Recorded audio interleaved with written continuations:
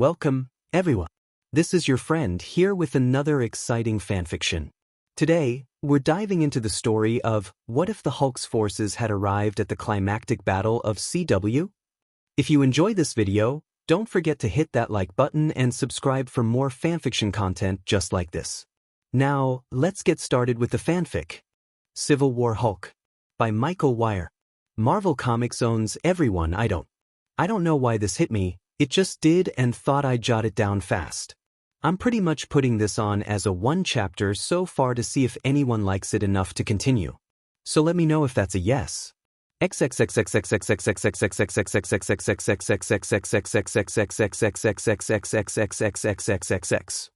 Wadao. Like the others of my race, I am pledged to watch but not interfere in the affairs of other planets. It is a pledge I have tested several times over the years I have watched over the planet Earth. Despite all their flaws, this species of humanity still has a special place in my heart and I feel the need to aid them if I can. But I do not simply watch over this one Earth. I can peer into various other realities, worlds where events took different turns. One such Earth follows much the same timeline as the world you know, although some of the details differ. The most glaring is that in this world, the Sentry exists only as a comic book character. Bob Reynolds is a happy family man living a normal life, not a powerful hero. Still, most other events remain the same, including the banishing of the Hulk from Earth by a coalition of Earth's heroes. As on your world, the Hulk landed on a battle-torn world, became its king only to lose the woman he loved. A loss that drives him to go back to Earth for revenge. But here is where another detail is changed. That the Hulk's forces arrive much sooner than they did on your world. That they arrived at the climactic battle of the forces waging war in Manhattan over the Registration Act. A war that in this reality does not include a time-lost Captain Marvel. Also, in this world, the forces of Namor do not arrive on the battle scene. Thus, Earth is left without two beings who could defeat the Hulk. How will this change events? Let's see.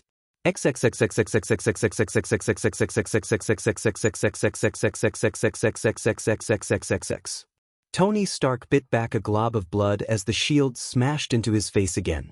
His armor, comprised of the finest materials available, was still not enough to stand up to the world-famous shield of Captain America. It left enough of a crack for a red-gloved fist to smash into his jaw and knock him back. Steve Rogers' costume was ragged and torn but still as proud as the look in his eyes as he marched on his longtime friend. The sound of battle erupted about them, clashes of power and might, fists and energy beams ripping about with gunfire breaking out here and there. Tony had no idea who was winning or losing and was frankly too busy to care. All he could do was try to hold back Steve's assault. He threw out a punch but the armor was a weakness for once, slowing down the drive, and Steve dodged it to smash the shield once more into his face. The impact made Tony's head ring and he could feel his control of the extremis fade a bit. That was what Steve needed as he smashed Tony again and again and again and then one final two-fisted shot to knock him on his back. Tony gasped, peering up through his now shattered faceplate. "Go on, Steve," he croaked out. "Do it." Captain America stood over him, frozen as if not believing he'd just beaten Iron Man. His shield was held up high and Tony could see the fight in his eyes, the desire for victory against caring for a friend. That distraction might be just enough time for him to reboot his systems and, without warning, a loud booming sound echoed through the entire city. It was felt as much as heard, causing every combatant to stop what they were doing. Fists were in mid-air, guns aimed at targets as everyone automatically looked up. High above, a shape appeared over the city. It was a massive craft the size of 3 skyscrapers hanging hundreds of feet in the air. Its design easily dwarfed the SHIELD helicarrier and even those who had never been off-planet could tell it was too advanced for Earth. "Oh, great," a voice went up and Tony knew it had to be Spider-Man. "An alien invasion." Because of course, we didn't have enough on our plate, so naturally we had to get an alien invasion. Honestly, God, isn't this piling it up little too much? There was a pause as the various civilians who had fled the area stared upward, all curious as to this new threat. There was a flickering and then an image appeared below the craft. It was a massive hologram, nearly 100 feet tall, gray but clear. It showed a massive figure in what looked like a loincloth with a silver headband and its left arm covered in a massive metal cast with a spiked shoulder. While the color of the hologram was gray, everyone could tell by the shape alone who this was. "Oh Lord, it's the Hulk!" someone from the villain's side yelled out unnecessarily. The massive hologram looked about, seeming to soak in the cries of terror and panic from the people before it spoke, its voice booming through the city. "Puny humans. I've come to smash. And you should know why." "Ah crap," the thing muttered from a side street. "I thought old Green Jeans finally decided to take a vacation. So much for his not being a problem, huh, Reed?" He paused and turned his head to the side. Reed Richards was lying on the ground, tended by the invisible woman. The look on his oldest friend's face was nothing Ben Grimm had ever seen before, absolute horror with a huge amount of guilt. "Oh no!" An image appeared on the massive billboard over Times Square. The same image that was being broadcast to every television outlet, billboard, computer and even radio in the world, all translated into the host nation's languages. It showed what appeared to be a recording of Reed, Tony, Dr. Stephen Strange and Black Bolt, King of the Inhumans, standing together. "You call them heroes?" the Hulk bellowed. "I call them killers. Watch." The recording flared to life as Reed spoke. "I've always considered us friends, Bruce, so this truly hurts. But you are simply too much of a danger to this planet and to yourself. So this was the only way. We've programmed the rocket to send you to an inhabited planet where you can be alone as you always wanted. I hope you can find some peace." The Thing and Susan Richards stared at Reed in absolute shock. "Stretcho," the Thing whispered. "You took me. I was joking for cripe's sake." "Reed," Sue whispered. You banished him? After all he's done." "They sent me to die," the Hulk continued. "I crashed on the world of Scarer. I survived with my warbound." The hologram widened to show a collection of alien beings standing behind him, each looking as fierce and strong as the Hulk. As the Hulk introduced the aliens, Cap looked down at Tony as if he'd never seen him before. "Tony, what in God's name have you done?" he whispered. Tony Stark didn't answer but simply kept watching the hologram. It now showed an image of a beautiful alien woman standing with the Hulk before a cheering crowd. "I was their king. And Syra the Old Strong was my queen." The monster's voice had softened, showing some true longing and pain. But it didn't last. "Oh, I do not like where this is going," Spider-Man summed up the feelings of everyone watching. The image showed a gigantic explosion coming from some sort of craft, like a nuclear bomb taken to the 10th power. "Your heroes sent a bomb. Killed 1 million people. Including my wife and our unborn child." All the feeling had left the Hulk's voice as it rose in volume and rage. "Now this city will fall. You've got 24 hours to bring Strange, Richards, and Stark to me. Otherwise..." He reached below the hologram and pulled up a figure in a navy blue and black costume. It took a moment for most to recognize Black Bolt, mainly since his face was bruised almost beyond recognition. "I do this," the Hulk finished, "to your whole stinking planet." The hologram flickered and died out. For a long moment, silence reigned. Then the sound of yelling and screaming kicked in as civilians immediately began to run in blind panic. Most were rushing to their homes, either to bunker in or pack and get the hell out of town. Several began advancing on the site of the battle, murder in their eyes as they moved toward Richards and Stark. Only a phalanx of army troops and several other heroes kept them from going too far. "Oh shit," Venom was hissing, his tongue darting all around in panic. "Oh, Timon, the Hulk? We've got to fight the freaking Hulk." I can't handle." A stream of webbing suddenly shot over his mouth, pinning his tongue down.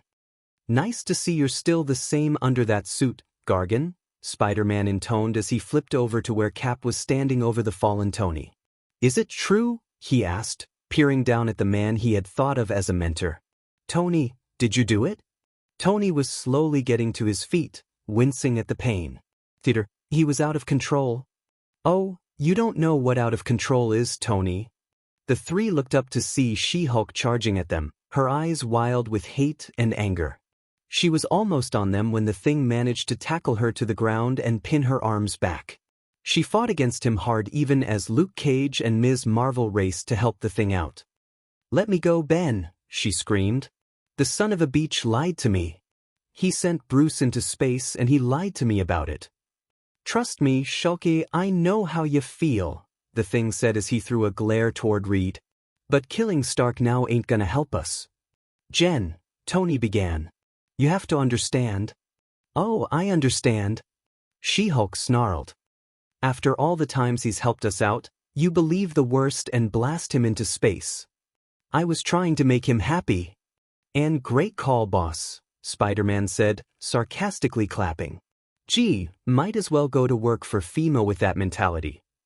Tony wiped his face. "Just let me explain." "Yeah, let him talk," Cage bit out. "Maybe then we'll all want to take a shot at him." "Quiet." The single word cut through the chaos, silencing everyone. All eyes turned to Captain America, who stood resolute on a pile of rubble. "We can argue about fault later," he said. "Right now." He took a deep breath. "The Hulk is here. He's angry, he's intelligent, and it looks like he's been learning how to fight better. And it looks like that ship is carrying an army of aliens who appear ready to follow him." He looked around. "I'm not any happier with this than any of you. But right now, the only thing that stands between this planet and chaos is us. So it's time to shelve our battle so we can fight this one." "What?" Luke Cage snorted. "Just ask the government pretty please to not arrest us so we can save their buttes?" "You were breaking the law, Luke," Ms. Marvel said. "Oh, yeah, the law that said we had to be stooges to do our jobs? Fine, throw me in the negative zone and good luck with the Hulk." "Luke," Cap said. "Stand down." He marched up to Tony, his eyes narrowed. "Call S.H.I.E.L.D., the president, whoever, and tell them there's a ceasefire in effect as of now. Tell them if they want our help, they'll let that slide. And then, Tony, you and I are going to talk." Tony Stark slowly nodded as he looked around the chaos of the street. The chaos he had made all these horrible decisions to try and stop. Then he looked up at the ship and wondered if one such decision was going to ruin all his dreams forever. Civil War Hulk. By Michael Weyer. Well, the feedback was pretty good and still had ideas, so figured I'd toss in another chapter and see how it goes. Again, I don't own anything and all comments welcomed.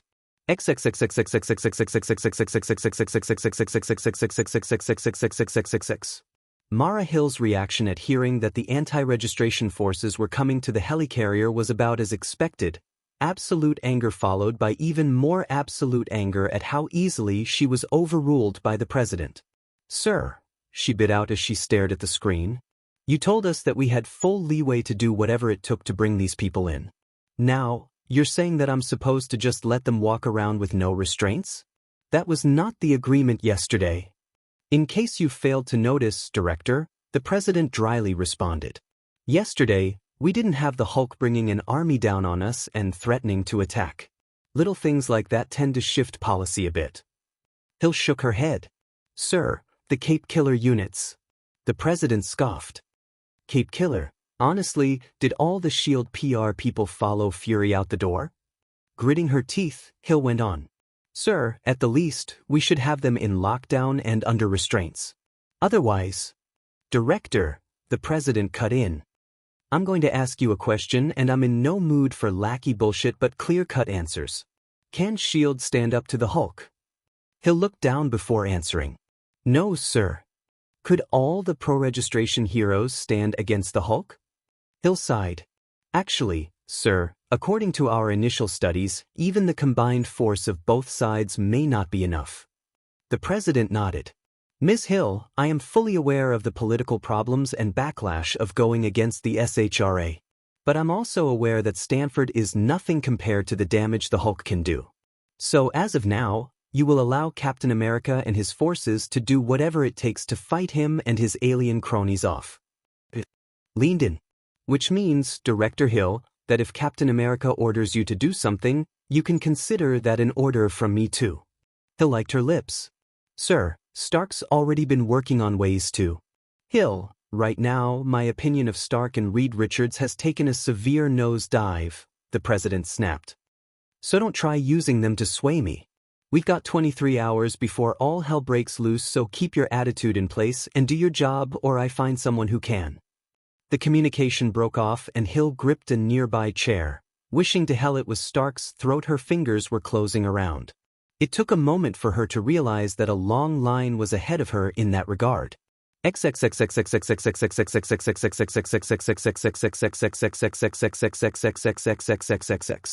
What in the name of God were you thinking?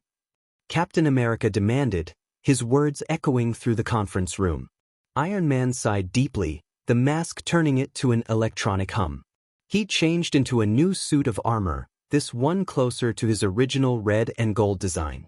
I was trying to settle his problem once and for all. What did you want me to do, kill him? And this was better? Cap demanded. He shook his head as he gazed out the window. I can't believe this. To Reed, Namor, Strange and Xavier, how long have you been making choices for all of us? It's not that simple. That's always your excuse, Tony. Never anything simple, Cap snapped at him. Take the mask off, I want to say this to your face. Iron Man paused before pulling up his faceplate to show his features. Cap, the point of our teaming was to try and guide the superhuman community, to help us make the choices that could help the world itself. And exiling Banner was helping? Steve, he was out of control, he was killing people. Cap slammed a fist on the table. Tony, you know as well as I that if the Hulk was causing mass casualties, we'd have taken him down years ago. S.H.I.E.L.D. said. You told me we couldn't trust S.H.I.E.L.D., not since Fury left. Not that we trusted them that much when Fury was around. Iron Man rubbed at his face. What is the problem, Steve? That we've been working like this, or because we didn't let you in on it? Yes. Cap fired back. That is the problem, Tony. You didn't let anyone else in on it. Tony fixed him with a hard gaze. Cap, with respect, you're a man of a different time. You barely managed to handle today's politics. Don't bullshit me on this, Tony, Steve snapped. I understand that, I made peace with it years ago. My problem is you didn't tell anyone. You didn't tell any of us. Reed didn't tell his family, Xavier didn't tell his students. You all decided that you and only you had the right to make choices that would define and change the entire world, and the rest of us didn't count. T'Challa does that all the time. He's a king, Tony, Cap pointed out. So is Namor. No one elected you, no one chose you, no one decided you were the one to represent us in everything. But you decided to stand there in your armor and do whatever it took to make sure you got your own way and DM anyone who got in your path. He leaned on the table to glare at his former friend. Does that sound like someone we both know?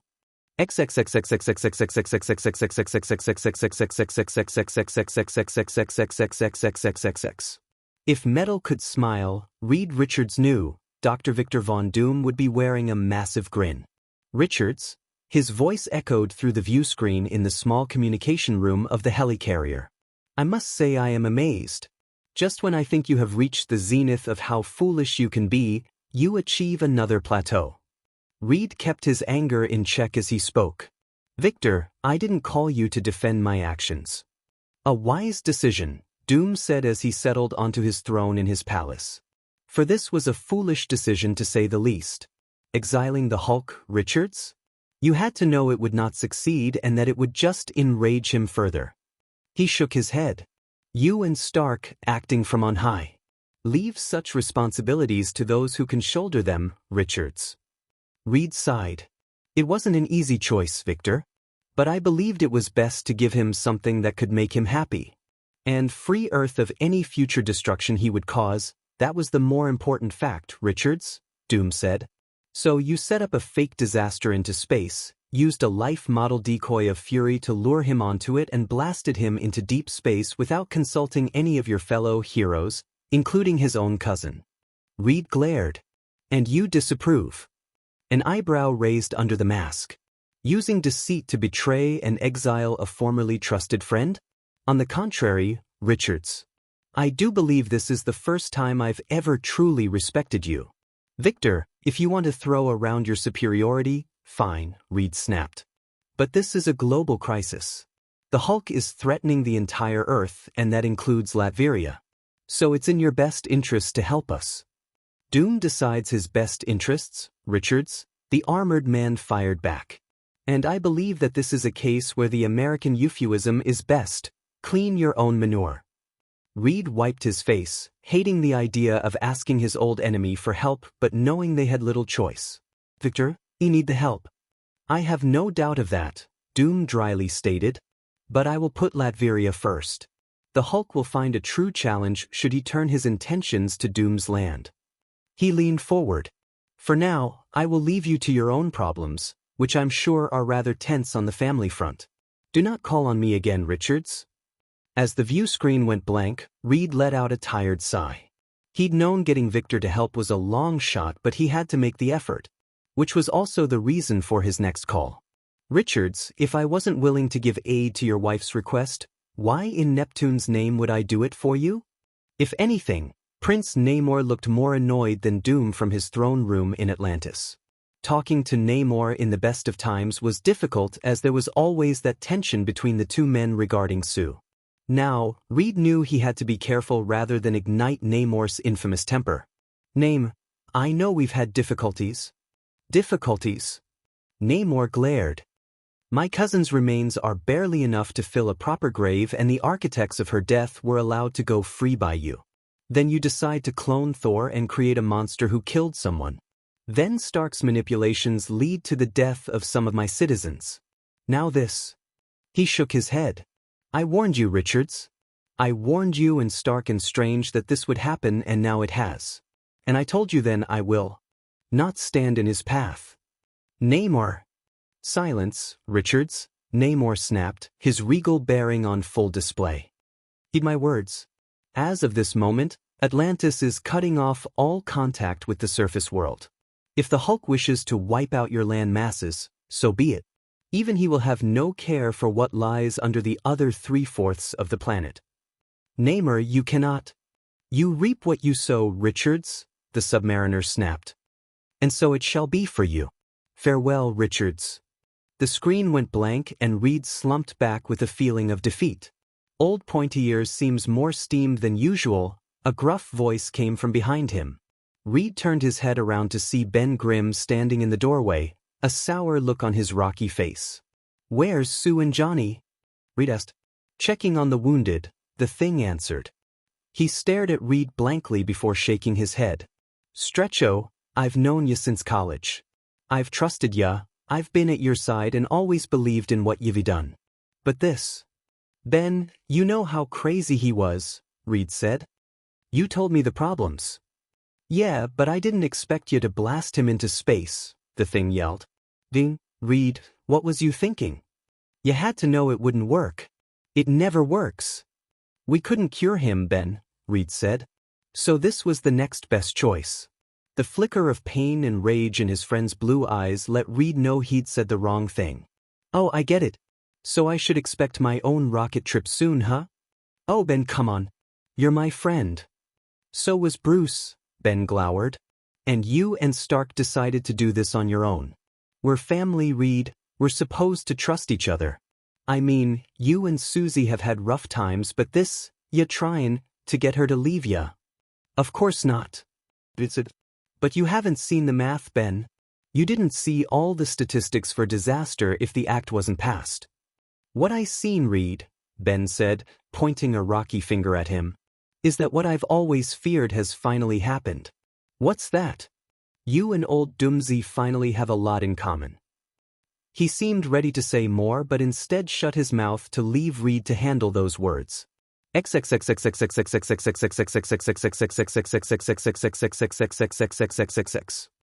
America punched at the wall in frustration. I swear, Tony, if I'd known about this. What? You'd have rebelled sooner? Iron Man said. I was fighting the act, Tony, not you. I was fighting. His words were cut off as the door was kicked open and an angry Spider-Man stormed in, his mask off to show Peter Parker's enraged face. You BS'd, he hissed. Peter? Tony asked in confusion. Osborn? Peter snapped. Norman Osborn, Tony? You've got the Green Goblin working with you? Peter. You know what he is, Tony. Peter yelled. You know what that son of a beach has done to my life. He's a merciless killer and you just let him walk around because, oh gee, you need him to bust guys who are trying to help people. Cap appeared just as shocked at this too. Tony, I'm sorry, but this is truly pushing it even for you. Tony glared at him. If memory serves, Steve, you were working with the Punisher not that long ago. And kicked him out when he killed 2 men in cold blood, Steve said. And whatever else he may be, Castle doesn't kill innocents or children. Bullseye and Venom would do it just for kicks, and Osborn too. Tony sighed. He's got nanotech inside to make sure he doesn't act up. Oh, please, it's Norman fracking Osborn.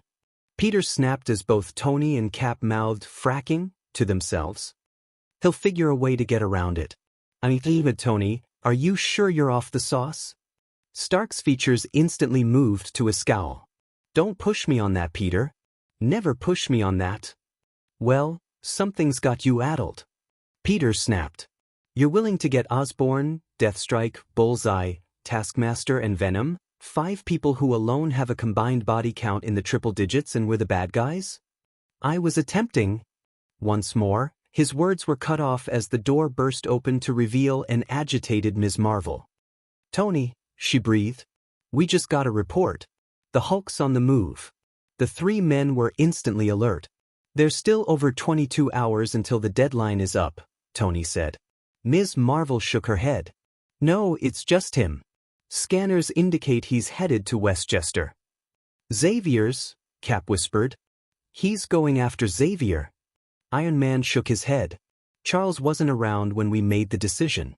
The Hulk's got no beef against him. Oh yes, and we all know how well the Hulk works logical thought, Spider-Man sarcastically said. What about the Sentinel units? Tony asked Carol Danvers. Her blonde mane shook. Some sort of freaky virus hit them. The SHIELD techs have never seen anything like it. It looks like the Hulk's got some sort of tech work on his ship. The Hulk waging computer warfare, Spider-Man noted. Maybe those, I'm a Mac, you're a PC ads could get a new spokesman. How long until they're back online? Tony asked. Carol threw up her hands. They don't know. At least 2 hours. There won't be a Westchester in 2 hours. Peter proclaimed. Cap was already moving to the door. Carol, get what heavy hitters are available and meet me on the flight deck. Peter, that includes you. Cap? Peter said. Much as I love the idea of letting out some aggression, this is the Hulk and all. Cap fixed him with a gaze and Peter threw up his hands. Okay, just my rare bout of sanity kicking in. I'll try to get on and reboot the Sentinels from here, Tony said. Cap nodded and Carol noted how the 2 men's anger had faded in lieu of this new emergency. Right. And keep an eye on the ship just in case the Hulk's people try to help him out. They quickly raced off into other directions, grateful to have a common threat once more.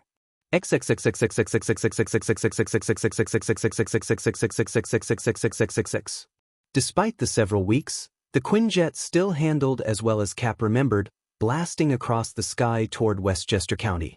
Carol was sitting next to him, still tense while the back of the craft held Spider-Man, Luke Cage, Hercules, The Thing, the Human Torch, She-Hulk, Wonder Man and the Wasp. The tension in the air was quite thick, no one wanting to say anything for fear of starting another insane argument. Naturally, Peter Parker had to pick the exactly wrong thing to say. So, no chance Tony's got Chlor up and running again, huh? Hercules grunted. Not after I dispatched that monstrosity to little more than scrap. His gaze fell upon the Wasp. Your husband should feel shame at such sacrilege, Janet Van Dyne. The Wasp sighed. I didn't know anything about it until they brought him out. But they thought it was okay to go ahead and clone Thor? Spider-Man scoffed. Jan, I know a little something about clones and I can tell you right now, they don't lead to anything good at all. Trust me on that. Janet wiped her face. They were trying to give us a bit more power. Yeah, and Bill Foster can tell you how that ended up. Luke Cage snapped with anger. Don't know how you feel about him, Jan, but watching this big blonde white dude blow away a black guy ain't a good sight for me. Button up back there. Cap said to forestall the coming argument. We're almost there. Everyone leaned forward to look out the windshield and could see the smoke coming forward. The Quinjet raced overhead to give them the sight of the Hulk battling what appeared to be every single remaining mutant at once. And he was winning given the bodies sprawled about. "Oh geez," Spider-Man muttered. "We gotta go into that?" She-Hulk was already up and moving to Cap. "Cap, let me talk to him. Please, I've got to try and get through to him." Nodding, Cap pulled the Quinjet into a turn to head over the mansion.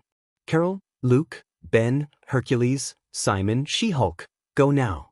Without any pause, Carol rose from her seat and headed to a nearby doorway, opening it up and leaping out, the others soon following as the Quinjet piled away. Down below, the Hulk smacked aside the beast, the former Avenger just rolling enough with the blow to land on a pile of rubble nearby. The Hulk heard the oncoming rush of new fighters and looked up to see them flying down toward him. He backed up as She-Hulk landed first and stood up from the small crater under her feet. Behind her, the other heroes gathered around, ready to fight but willing to let her try. "Hey Bruce," Jennifer Walters said, trying to keep her voice good-natured. "What's up?" The Hulk just glared at her as She-Hulk looked around. She saw Wolverine staggering and holding his head from a monstrous blow that even his healing factor had difficulty coping with. The White Queen was unconscious and several more of the X-Men were down. She saw Colossus nearby and winced at the sight of his metallic arms snapped in the opposite direction. Always wondered what would happen if those two met up like this. She liked her lips as she faced her cousin. "I didn't know, Bruce. I swear, I had no idea." "I know," the Hulk grumbled, "but doesn't change what they did." "What about what you're doing?" She-Hulk said. "Bruce, if you go through with this, you'll prove everyone right about what they've said about you for all these years. You don't want that." "I'm tired of fighting it, Jen," the Hulk said. "I'm tired of being hunted. They won't leave me alone, fine. They want to call me a monster, fine. Might as well be what they all think I am." She shook her head. "Bruce, stop this now." "Out of my way, Jen." "Come on, Bruce, we both know you aren't going to." His fist rocketed forward to smash her in the chest and send her flying backward, Luke Cage barely catching her so both went down. "All right, that's it," the Thing said as he stormed forward. "It's clobbering time." The Hulk sniffed as he came up. "You and me again, Grim? Fine." He met the charge with his metallic arm and smashed the Thing with a savage blow. Ben gasped, seeing stars as he realized too late that the Hulk wasn't holding back as he often did. That was confirmed by another fist smacking into his gut. He managed to dodge another to punch the Hulk across the jaw, but it lacked the strength he intended and didn't slow the Hulk down in the least. Ms. Marvel let out a blast of energy that struck him across the shoulders, the Hulk grunting at the blow but still not affected. He saw Wonder Man down and grabbed the Thing's shoulders, spinning him around and using him like a baseball bat to smash Simon back. Luke Cage was entering the fray next and the Hulk brought his foot down hard, sending out a shockwave that tore up the ground under the former hero for hire. The Hulk was on him with incredible speed to smash Cage's nose in with a savage blow and then backhanded Hercules away. A whirling sound cut through and he turned just in time to catch Captain America's shield before it could hit him. Seeing the famous figure coming forward, the Hulk sniffed. "You should be grateful, Rogers," he said as he sent the shield flying over to smack Hercules in the face. "From what I heard, you and Stark have been having some problems."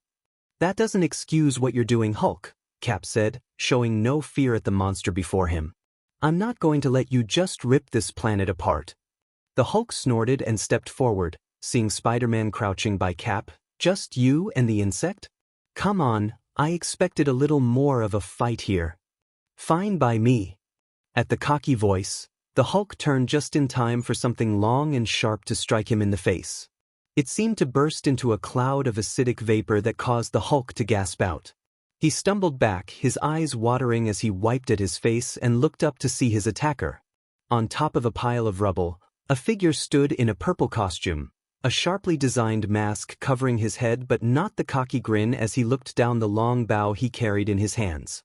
"What's the matter, Jolly Green? Don't tell me you already forgot about little old Hawkeye?" "Clint." Captain America gasped as he saw the figure standing there. "Alive and well, Hawkeye said as he knocked another arrow into his bow. Funny what a wacky trip through a magically altered reality can do for ya.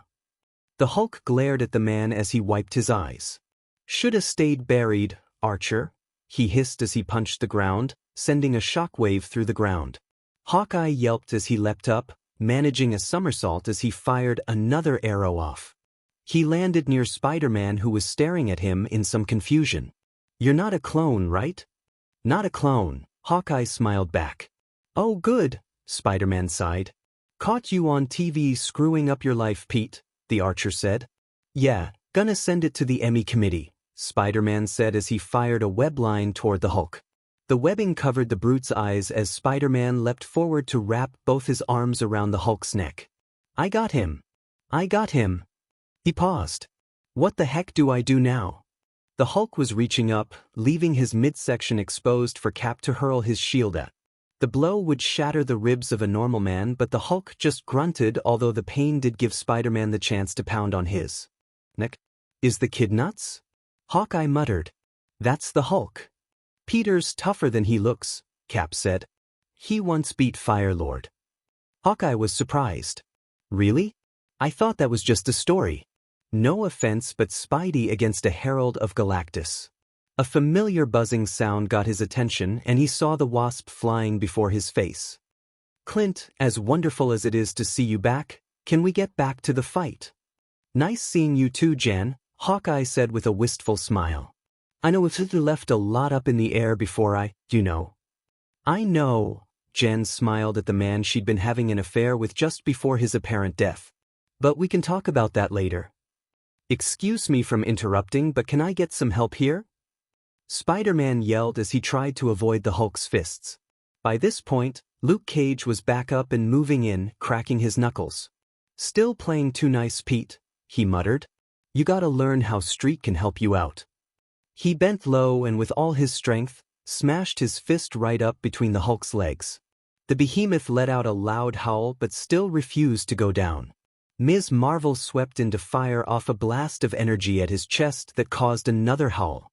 Hercules and Wonder Man were back on their feet and throwing out dual punches at the Hulk as Spider-Man leapt upward and back. Anyone know where Wolverine is? Spider-Man called out. Not that I miss his charming personality, but seeing as he's the only one to actually stand up to the Hulk. He's down, a voice called out. Cap could see Cyclops getting to his feet, gritting through his teeth as he tried to get his bearings. Hulk smashed his head, his skeleton held up but his brain got scrambled. DMN, Spider-Man remarked. If I wasn't so distracted by avoiding impending destruction, I'd come up with a few good lines on that. The Thing moved in to punch the Hulk in the midsection to force out his breath as Wonder Man, Hercules and Ms. Marvel all started to pile on him. Some of the X-Men had managed to recover and were moving in to help. Where's Xavier? Captain America asked. Cyclops winced. In space on a mission. We tried to tell him that but he didn't believe us.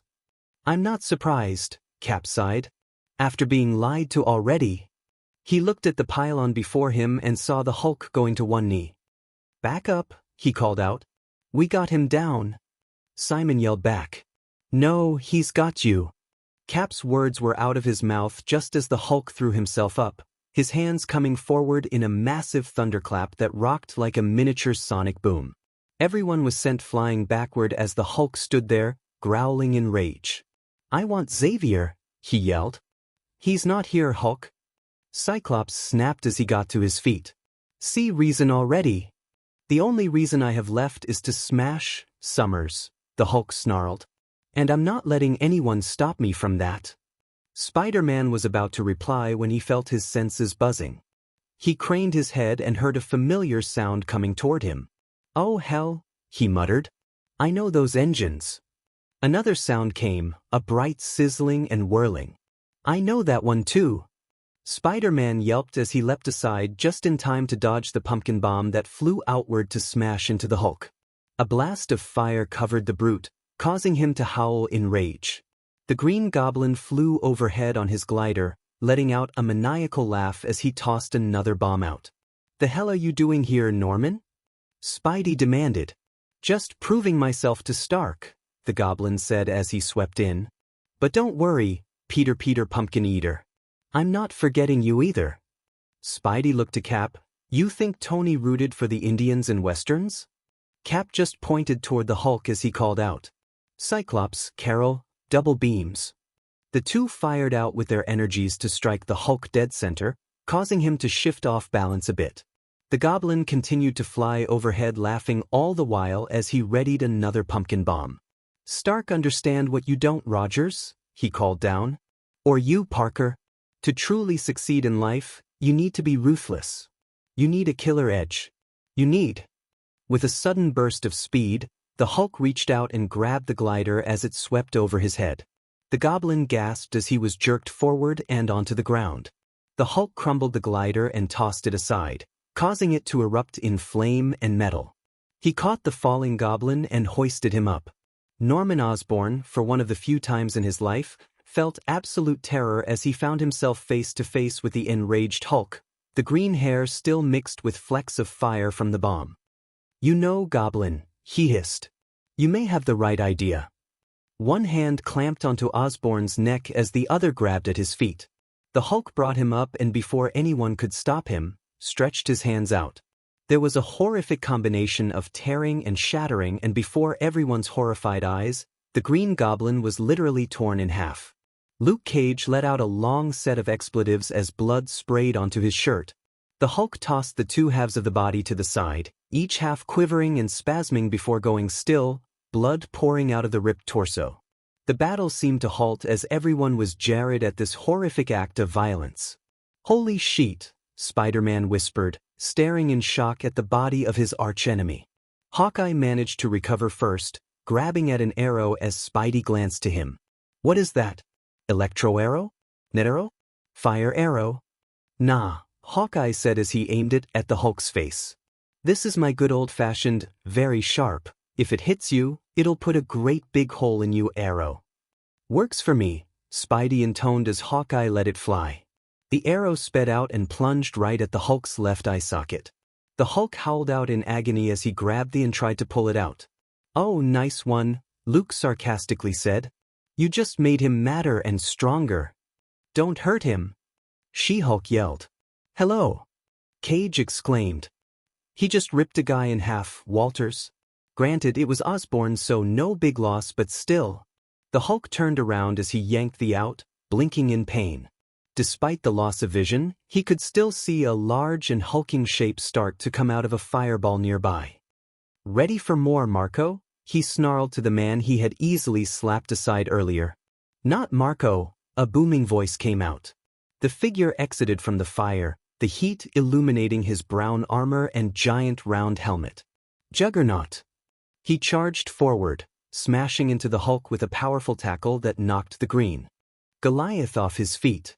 Juggernaut came ongoing as he rushed the Hulk into a nearby wall. Never thought I'd be so happy to see Jughead again, She-Hulk muttered. Oh, Cage said. Hoping he'd give you a booty call? I never slept with the Juggernaut. The Juggernaut was pounding away on the Hulk with powerful fists before the Hulk struck back with a hard strike from his armored arm that caught Juggernaut off balance. The Hulk struck in with another blow and another, but the Juggernaut came right back at him with another smashing show from his forearm that actually bruised the Hulk's jaw.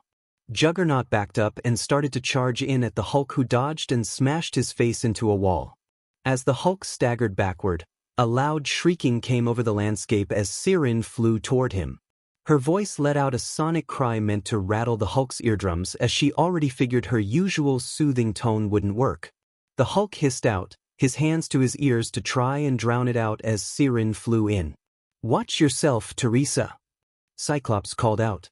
She just nodded back and took a breath as her cry went out. In that split second, the Hulk reached upward, driven by rage and pain, closing a hand around Sirin's left leg.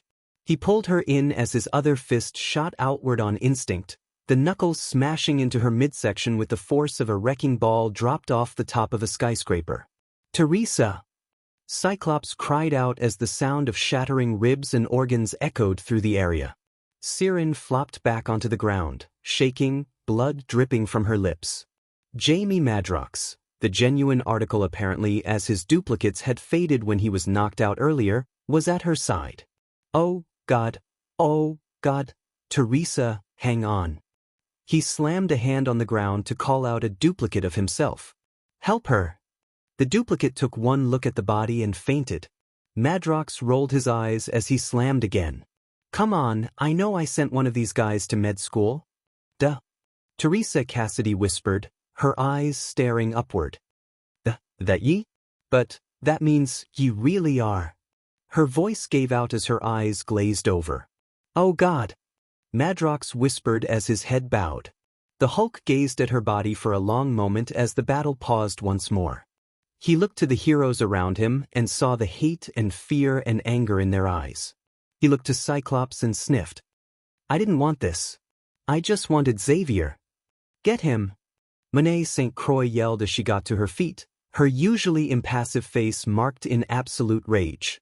Before she could move, the Hulk bent his knees and bounded upward in a massive leap that carried him 100 yards away, jumping back toward Manhattan. Carol, get a medic team down here.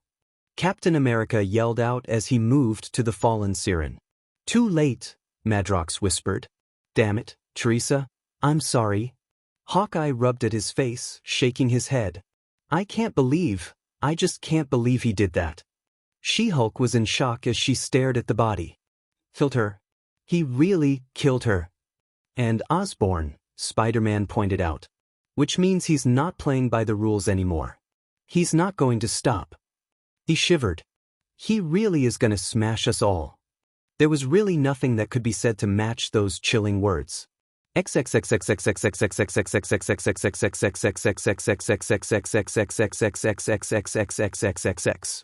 word of the battle at Xavier's, which included the return of Hawkeye and the death of 2 people, was enough to make Tony Stark almost search for the nearest liquor cabinet.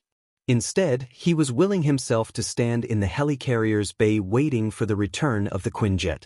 His helmet was on to hide his haunted and guilt-ridden face, but did have the effect of making him look more emotionless than he seemed. As the ship parked, the door opened and Luke came out, holding a bag in his hands. Ms. Marvel was behind him holding another bag as Iron Man realized the 2 halves of Osborn's body were there. She-Hulk exited and Tony tensed, ready for a blow, but she appeared too stunned to be upset and walked past him. Spider-Man was following her and paused before Tony, staring at him. You, he softly said. Are Demon Lucky Wolverine's regrowing his brain pan, or you be eating claws right now? Peter, I never. Save it, Tony, Spidey said as he stalked off. Tony sighed and looked to Hawkeye and Cap coming forward. Despite the warning, he still felt Jared seeing Clint Barton alive and well. Clint, he said. It's good to see you again. Can't say the same, Tony, Hawkeye replied, his usual flippancy gone. I always knew you were a user, but this. Captain America moved to his friend and glared at him. He's a killer now, Tony, he said in a flat tone.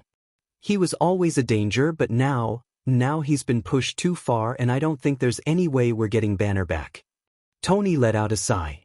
I've been working on ways to fight him, new armor, and such. I've also been in talk with the army. Good, Cap said. Get a meeting going in half an hour. We've got less than 20 hours before he attacks, assuming he doesn't change his mind. He set his jaw carefully. You realize that when this is over, Tony, you'll have to answer for what you've done. You, Reed, and Strange. Iron Man felt his anger rising. And I'll defend myself because I thought it was the right thing to do. But first, let's handle what's coming. He and Cap marched off, side by side but miles apart.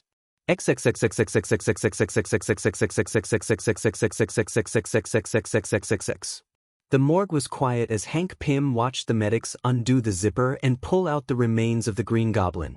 He glanced over his shoulder to where Spider-Man stood in the observation booth. You don't have to be here. Yeah, I do, Peter replied through the one-way glass speakers. I need to be sure. Hank nodded as he carefully pulled off the mask to show Osborn's face, frozen forever in a look of amazement and pain. Peter let out a long hush of breath. DMN. He's really dead this time. You okay? Hank called out. Yeah, just. Peter shook his head. I've been fighting the guy so many years and he kept coming back, but now, he's really dead and gone. Sometimes, the dead really do stay dead, Hank said as he began to run a scanner over the body. Yeah, I'm sure Bill Foster would agree. Hank closed his eyes at the cheap shot. I'm sorry for that. He was my friend for a long time, Peter. I never wanted that to happen. That seems to be a common statement lately, Spider-Man noted. Not that it's an actual excuse or anything.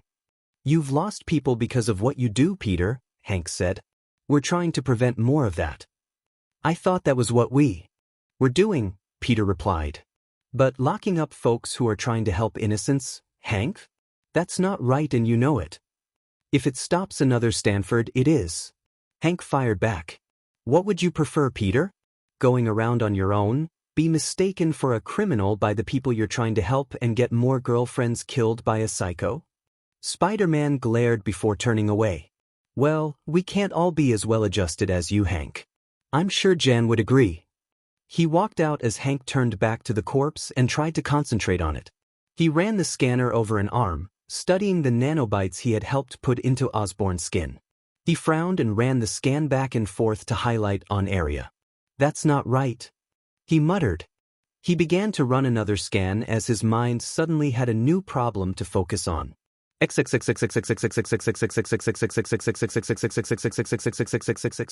The main throne room of the Hulk's ship was as dark as his mood. He sat on the large seat at the center, brooding over what had occurred. He heard the door open and growled. I said I wanted to be left alone. Forgive me, Green King, Korg said as he stepped forward. But a human came to our station in the area of Central Park and demanded an audience with you. A human? The Hulk frowned. He was most insistent, Green King. He said you would want to see an old friend. The Hulk's brow furrowed, then cleared in understanding. I should have known. Bring him in. The rocky alien motioned and a pair of guards stepped forward. Between them was a lanky young man in red shirt and jeans with a cocky expression under his brown hair. Hey Bruce.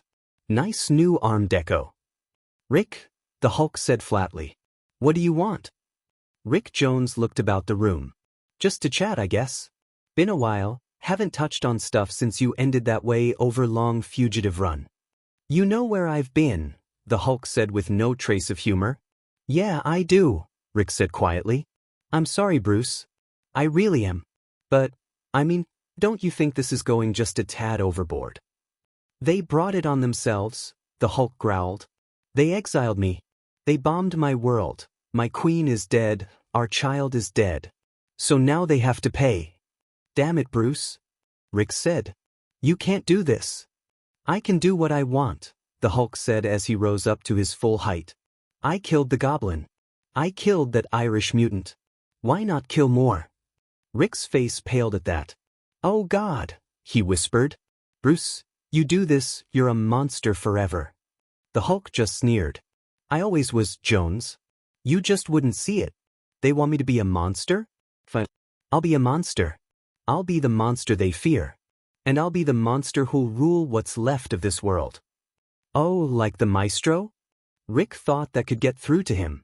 He knew that Bruce had always feared that dark alternate future with his own future self, a ruthless tyrant ruling what was left of the world.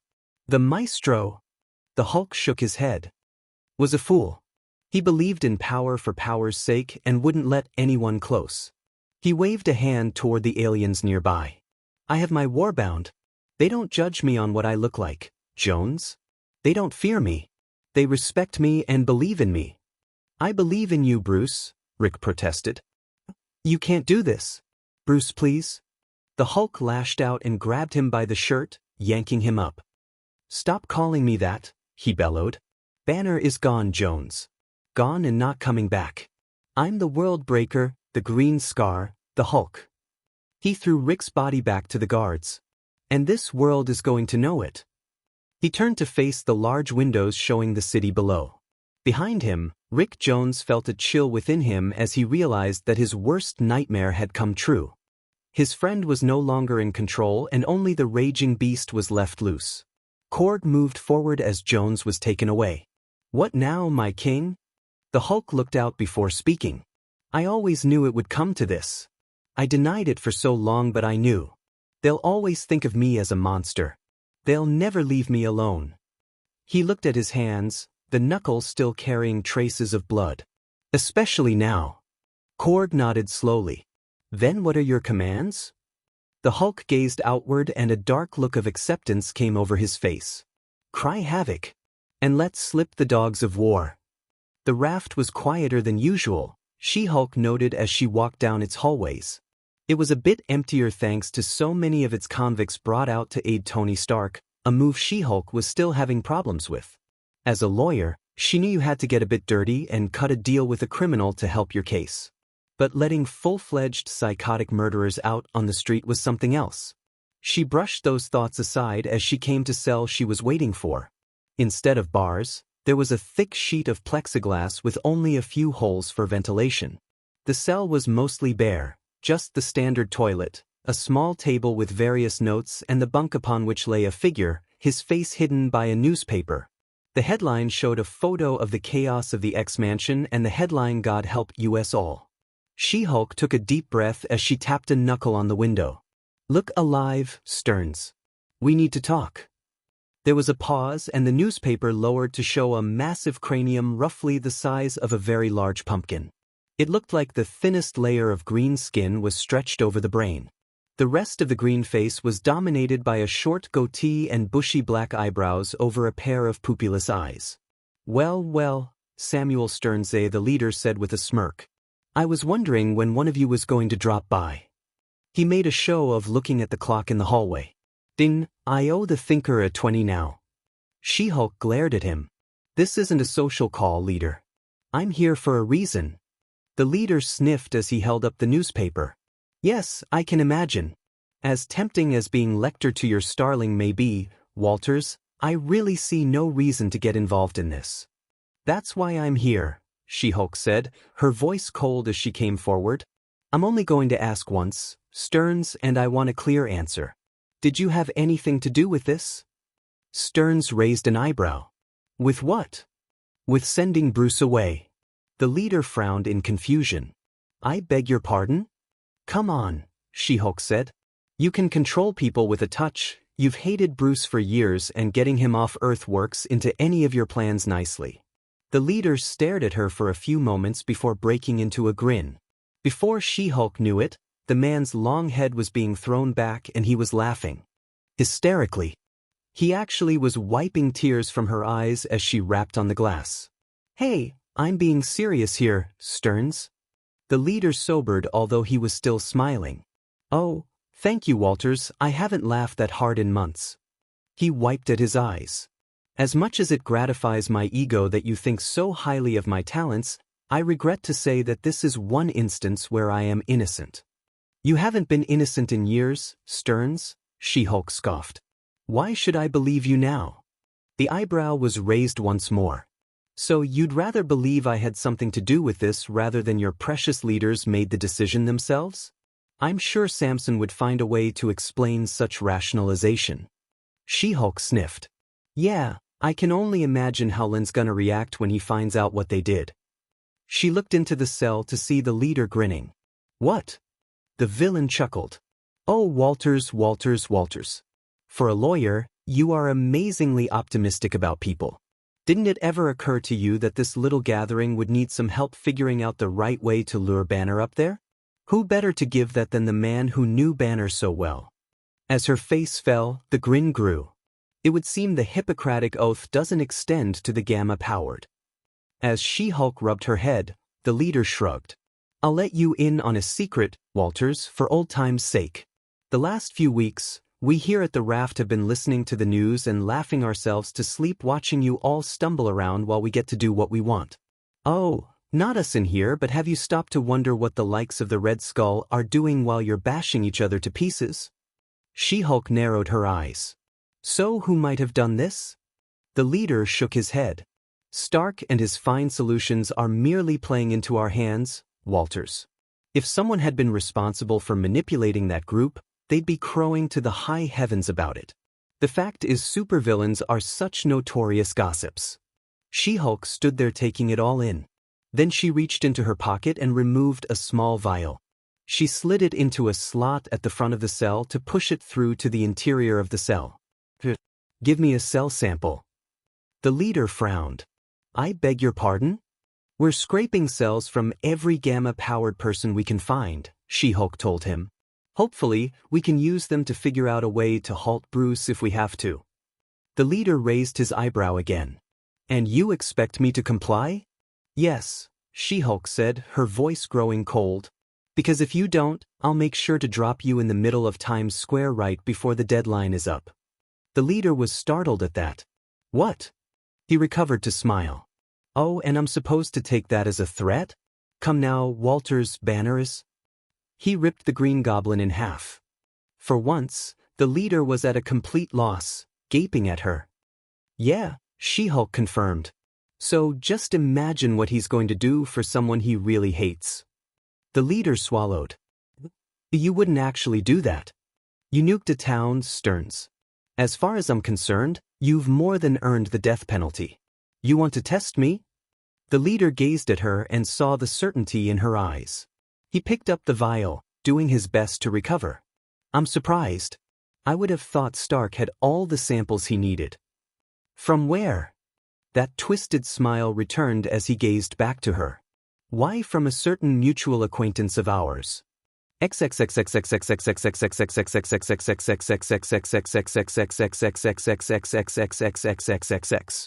The Abomination. Captain America's words echoed through the hangar as he gazed at the huge cylinder the SHIELD technicians were wheeling in. Inside was a massive figure with scales and muscles, pointed ears and eyes that gazed out of a wrinkled and animalistic face. The lips were pulled in a twisted smile as his container was moved past Cap. The Star-Spangled Avenger turned his head to gaze at Iron Man. You're recruiting the Abomination, he flatly said. Iron Man's mask was down, sparing Cap the look on his face. There's only a handful of people we know who can go toe-to-toe with the Hulk, Steve. Ben's injured, the Juggernauts fled, and the Surfer won't answer Reed's hails. That leaves him. Cap just stared at him. Those thunderbolts weren't enough, Tony? You have to go for pure monsters now? Iron Man sighed. Steve, I'm trying to stop a disaster. I knew something like Stamford was coming, and I knew if we didn't act, the government might just shut us all down. And so you decided, on behalf of all of us, to sell out our principles, Steve snapped. Tony, I've been in the government and I've been a police officer. Working within the system is good, but when you turn it over to someone else, it just invites trouble. But it's necessary, Steve, Iron Man pressed. Especially now. This is exactly what I was afraid of, exactly the type of danger I wanted us prepared for. Steve stared at him. Tony, this whole situation is your fault. You're the one who blasted him into space and brought this down on us. He shook his head. I don't care what calculations Reed has made, you can't justify what you've done, no matter the reasoning. What's your alternative, Steve? Iron Man fired back. You know how close we've come to being shut down in the past. The only reason it hasn't happened is because they know we're the ones who can fight monsters and supervillains. But Stamford was different, Steve, and you know it. Because it happened in America? Steve fired back. What about when Ultron wiped out Solneria? Or when Kong blasted Washington? That wasn't because of us, Steve. And neither was Stamford. Cap snapped. But this is Tony. You sent the Hulk out there and all you did was make him madder and stronger than ever before.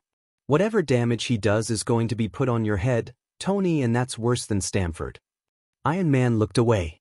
I'm doing what's needed, Steve. We can argue about it later, assuming there is one. He marched away, once more leaving Captain America wondering once more where his friend went wrong. As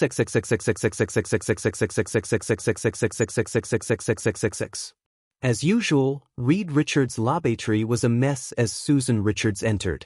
Calculations were written on chalkboard and some of the walls and papers were spread about with even more scribbling in formulas the most brilliant Cambridge graduates couldn't make heads or tails out of.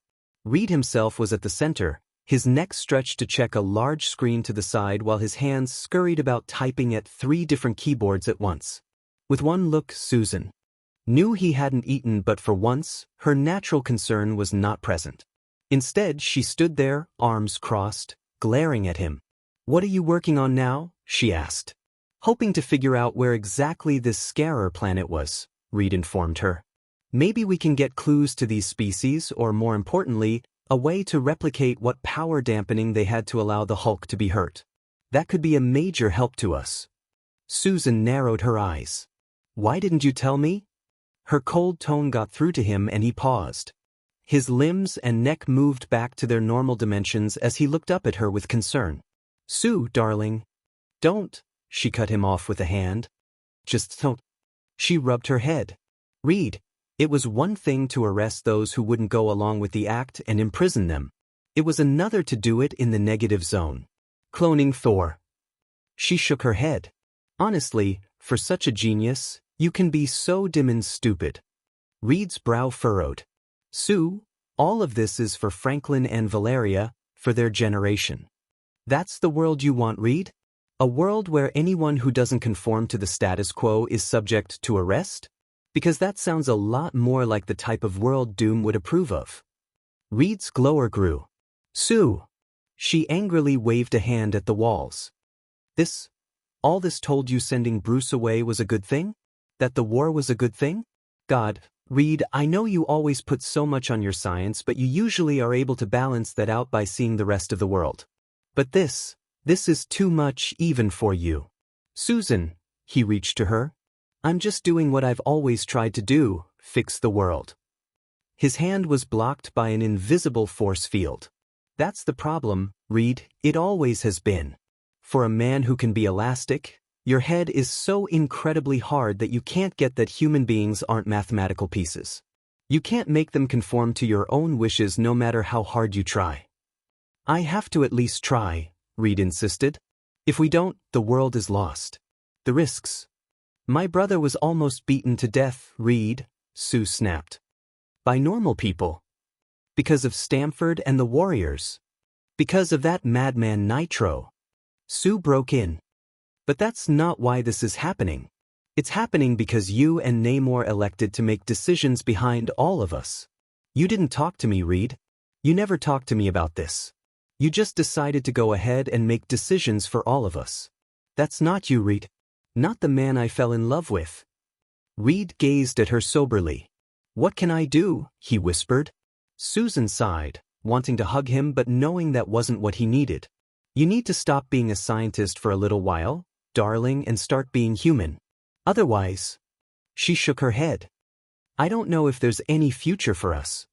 She turned to walk away, leaving a Jared Mr. Fantastic to his thoughts.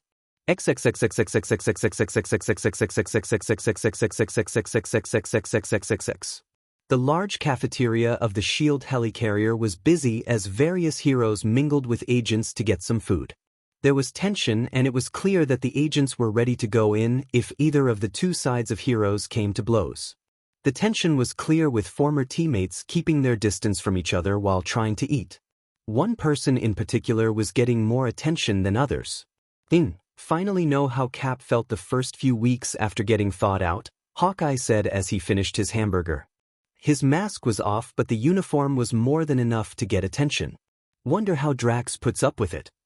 Yeah, I come back from the dead, no press, Spider-Man stated. You do it, everyone's falling over themselves looking at you. Luke Cage was across from them, gazing with concern at Hawkeye. Never did tell us what happened with the Scarlet Witch. It's nothing, Hawkeye said in a tone that made it clear he didn't want to talk about it. Nothing good, trust me. He paused and frowned at a figure staring at him more intently than others. She was a teenager but athletic with long black hair, dressed in a purple outfit with shaded visor. I got something on my face? He asked. No, the woman replied. Just. She sighed. Sorry, I'm with the Young Avengers. Hawkeye blinked and turned to the Wasp who was sitting next to him. We're recruiting high schoolers now? They formed on their own, the Wasp said. Cap and Tony tried to talk to them, sway them away, but they insisted on fighting. Ah, Hawkeye said as he turned back to the young woman. Nice to meet you, kid. What's your moniker? Hawkeye, she softly said. He blinked again. Huh. You were dead and I didn't want it but people kept saying it fit, she shrugged. If you want, you can have it back. No, Clint shook his head. I just can't believe someone would actually take up my name. Take it as a compliment, man, Luke stated. Just make sure it doesn't get out of control, Spider-Man said. Just look how Drew let the whole Spider-Woman act get out of hand. Hawkeye looked around. So where's old Doc Strange? Figured he'd be trying to help out with the Hulk. He said he wants to stay out of the registration battle, the Wasp said. I'm assuming they tried to talk to him about this, but he probably decided he did enough. Got that right, Luke snorted. The Wasp sighed. I'm not happy with it either, trust me. I knew Tony was manipulative, but even for him this is a lot. Man's a sellout. They looked up to see the Falcon nearby, a sour look on his face. Always was. Puts himself on a higher pedestal than anyone and think he can make everything right by throwing enough money at it. Watch it, Wilson. The Falcon turned to see James Rhodes nearby, clad in a large black and white suit of armor, the helmet seeming to glower at him. Wilson sniffed. So he got you back into War Machine, huh? Then, Rhodey, when you gonna stop picking up his scraps? I ain't happy with what he did either, but I understand his reasons, War Machine said as all conversation around them stopped and people focused on the two. I've fought that monster before, I know what he can do. How many millions or billions of dollars in damage has he cost with no end in sight? They tried to deal with it, good for him. Cage snorted. Packing a guy up and shipping him off for the color of his skin? Oh yeah, real nice move, Rhodes. Then again, I guess an Uncle Tom would see it that way. Oh shit, that's it. While Peter Parker would easily describe himself as the whitest person one could meet, he knew when a black man crossed the line with another black man. That was proven as War Machine stormed forward, his metallic arm pulling back for a punch. Cage was already out of his seat and ready to take it. The scientist in Peter had to admit curiosity as to what would happen when high-tech armor met impenetrable skin, but figured getting out of the way was more important. Just before the two men could come to blows, a loud siren wailed through the cafeteria. Everyone stopped what they were doing to look around in alarm. All the S.H.I.E.L.D. agents instantly began moving toward the doors and their stations. The group of heroes turned to the door to see Captain America there. The look on his face made it clear the legend had seen the almost fight and was heavy with disappointment about it. The deadline is up, he announced in a loud voice. Which means... Before he could finish it, a huge booming sound echoed from the city below. The attack is on, Cap finished. Get it together and get moving before we lose the city. He turned to march away as everyone prepared for the impossible battle ahead. Oh my lord! The Wasp's words pretty much spoke for everyone as they came across the heart of New York City. Smoke was pouring out from the middle with a large crater near Times Square. There was no sign of the Hulk, but several of the alien soldiers could be seen scurrying about. Set down there, Cap ordered, pointing to a barricade set some distance away. A platoon of soldiers was already there with several tanks and heavy artillery. The trio of Quinjets landed along with several of the flying heroes. They soon filed out to be confronted by the leader of the troop. Oh goody, the clowns are here. General Thaddeus, Thunderbolt. Ross was munching hard on a cigar as he glared at the heroes. The old warhorse was dressed in fatigues, ready for war. What now? The usual patty cake with him, then say it was all a misunderstanding and let him go. Not this time, War Machine boomed. This time, we're taking him down once and for all. Ross sniffed. I'm sure. I'd rather put the military on this. Spider-Man snorted under his mask. Yeah, right. This is the Hulk, Ross. He's single-handedly kept tank developers in business for years with all he's smashed. Captain America moved forward. General, we both know that won't be enough for the Hulk and will only cause more damage to the city. We need to go in there. There could still be civilians in the combat zone and we need to get them out. Ross took a drag on his cigar as he looked around. Where's Stark and Richards? Reed's at the Baxter building with the Black Panther and Storm, figuring out a defense, Cap explained. Tony should be here soon. The whine of jets got everyone's attention as the dark shape of a blackbird moved in for a landing. The doors opened to reveal a somber-looking group of X-Men, Wolverine in the lead with Cyclops, the White Queen, Nightcrawler, Strong Guy, Wolfsbane, Madrox, Rogue, Angel and some others behind. A few still had some obvious bruises, but all seemed ready for battle. Cap turned to face them. "Are you sure? Don't even try to keep us out of this," Wolverine snarled. "I'm putting him down once and for all." Ross took a long drag on his cigar. "Fine, you've got your chance. I already told Washington there's no use trying a nuke, it'll just make him stronger. But if you don't get him, I'm rolling in whatever we have against him." He glared at the heroes. "So don't mess this up like you caped clowns seem to enjoy doing so much." "I swear, he and Jonah have to be related," Spider-Man muttered. Cap nodded as he turned to the others. "Spread it out and get ready," he said in a flat voice. "We may only have one shot at this."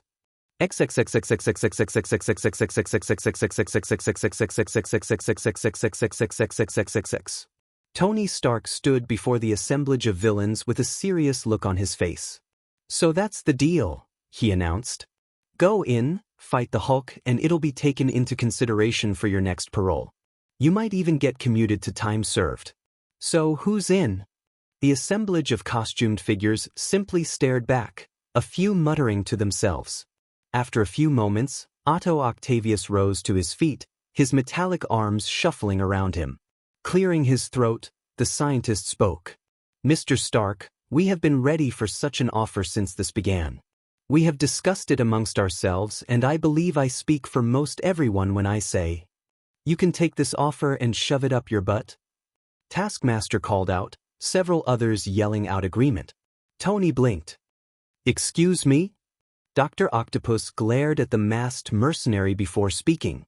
As uncouth as he may be, Taskmaster does sum up our feelings on this matter quite effectively. "I'm offering you a chance for freedom," Stark said. Venom snarled. "Yeah, right. Freedom with your freaky tech things inside us ready to turn us into jelly if you feel like it. I've got enough voices in my head without adding you to it, Stark." More importantly, Moonstone said in her usually collected voice, throwing her blonde hair back behind her mask. "In order to achieve said freedom, we'd have to face the Hulk and his army. I don't think you need my psychiatric training to tell that the Hulk is at a point of rage where he's capable of most anything. We heard what he did to Osborn," Bullseye said, balancing a playing card between his fingers. "You think we're going to go against that? Or those freaky space monsters he's got with him? I may be a sociopath, Stark, but I ain't that nuts." Stark glared at them all. "It's your planet too." "Not for long the way the Hulk's going," Octopus said. "You can commandeer us, I'm sure, but you're intelligent enough to know that won't help you. You need people willing to fight, not reluctant troops." Tony took a deep breath. "If you don't agree, you're all being sent to the negative zone." "At least we'll be alive," Taskmaster snapped. "Which is more than I can say for whoever you send after the Hulk. Not to mention that after he's done with this planet, the negative zone sounds like paradise." Tony looked around but saw more acceptance of the position and sadly nodded to the guards. The villains were soon being led away, but Moonstone strayed a bit to smile at Tony. "You know, Stark, I find it so ironic that you're the one who led this doom to us." Stark glared at her. "You don't judge me, Sofin." She just kept smiling. "No wonder you and Zemo managed to work together so well. You're really not that much different." Her smile remained as she walked away to leave Tony Stark once more questioning himself. I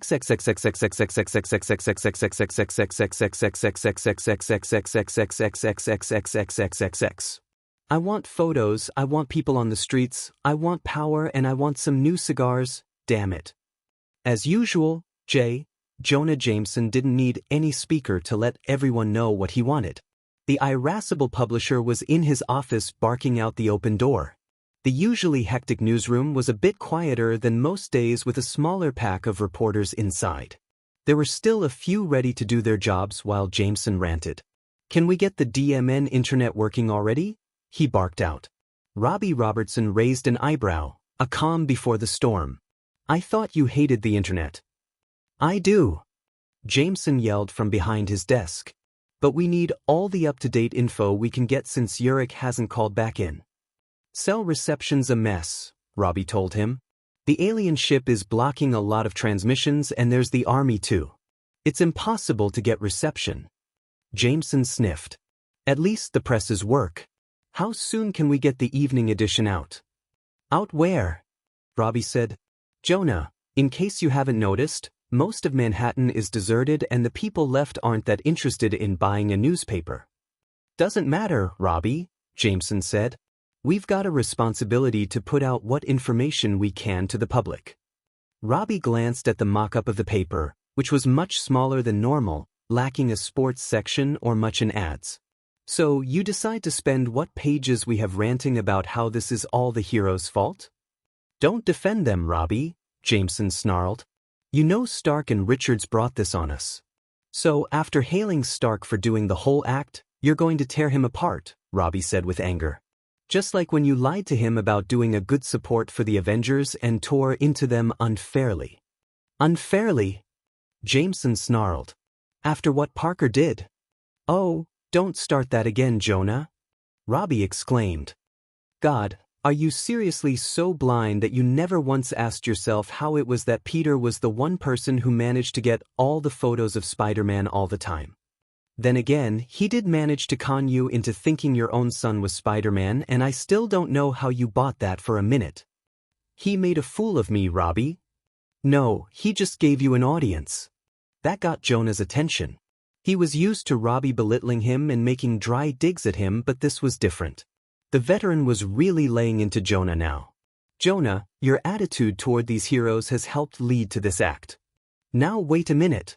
Peter Parker spent years, putting his life on the line, and all you did was treat him as an outlaw and a bigger menace than the Kingpin. After all he's lost too, you just keep harping on him, and he just took it to get the word out on what he did. And after he makes a huge sacrifice and puts himself in danger by unmasking, you sue him for hurting your ego. He abused the public trust. And you haven't with all your menace headlines? Robbie shook his head. I swear, Jonah, I've spent years defending you and trying to hold you back. But if you let this obsession take hold of you, it's going to end you. The reason you're a laughingstock now isn't because of Peter, it's because you spent so long making him to be such a scumbag and now people know the truth. I always told you this obsession would destroy you, Jonah, and now it is. Jameson rubbed his brow. Robbie, I'm just trying to do what I know to do. But you have to accept that you're not always right, Jonah, Robbie pressed. Just like Stark and Richards. He waved at the window. You see what that's led to, Jonah? You want to find something like that happening to you? He seemed ready to say more but stopped and instead stared outward, knowing Jameson would just accept his words. The typing of keyboards was the only sound for a long time.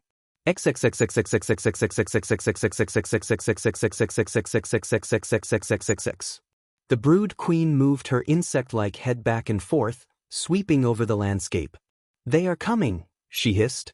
I can feel the vibrations approach. They will bring their finest warriors, Korg intoned, his face as somber as the rock of his body.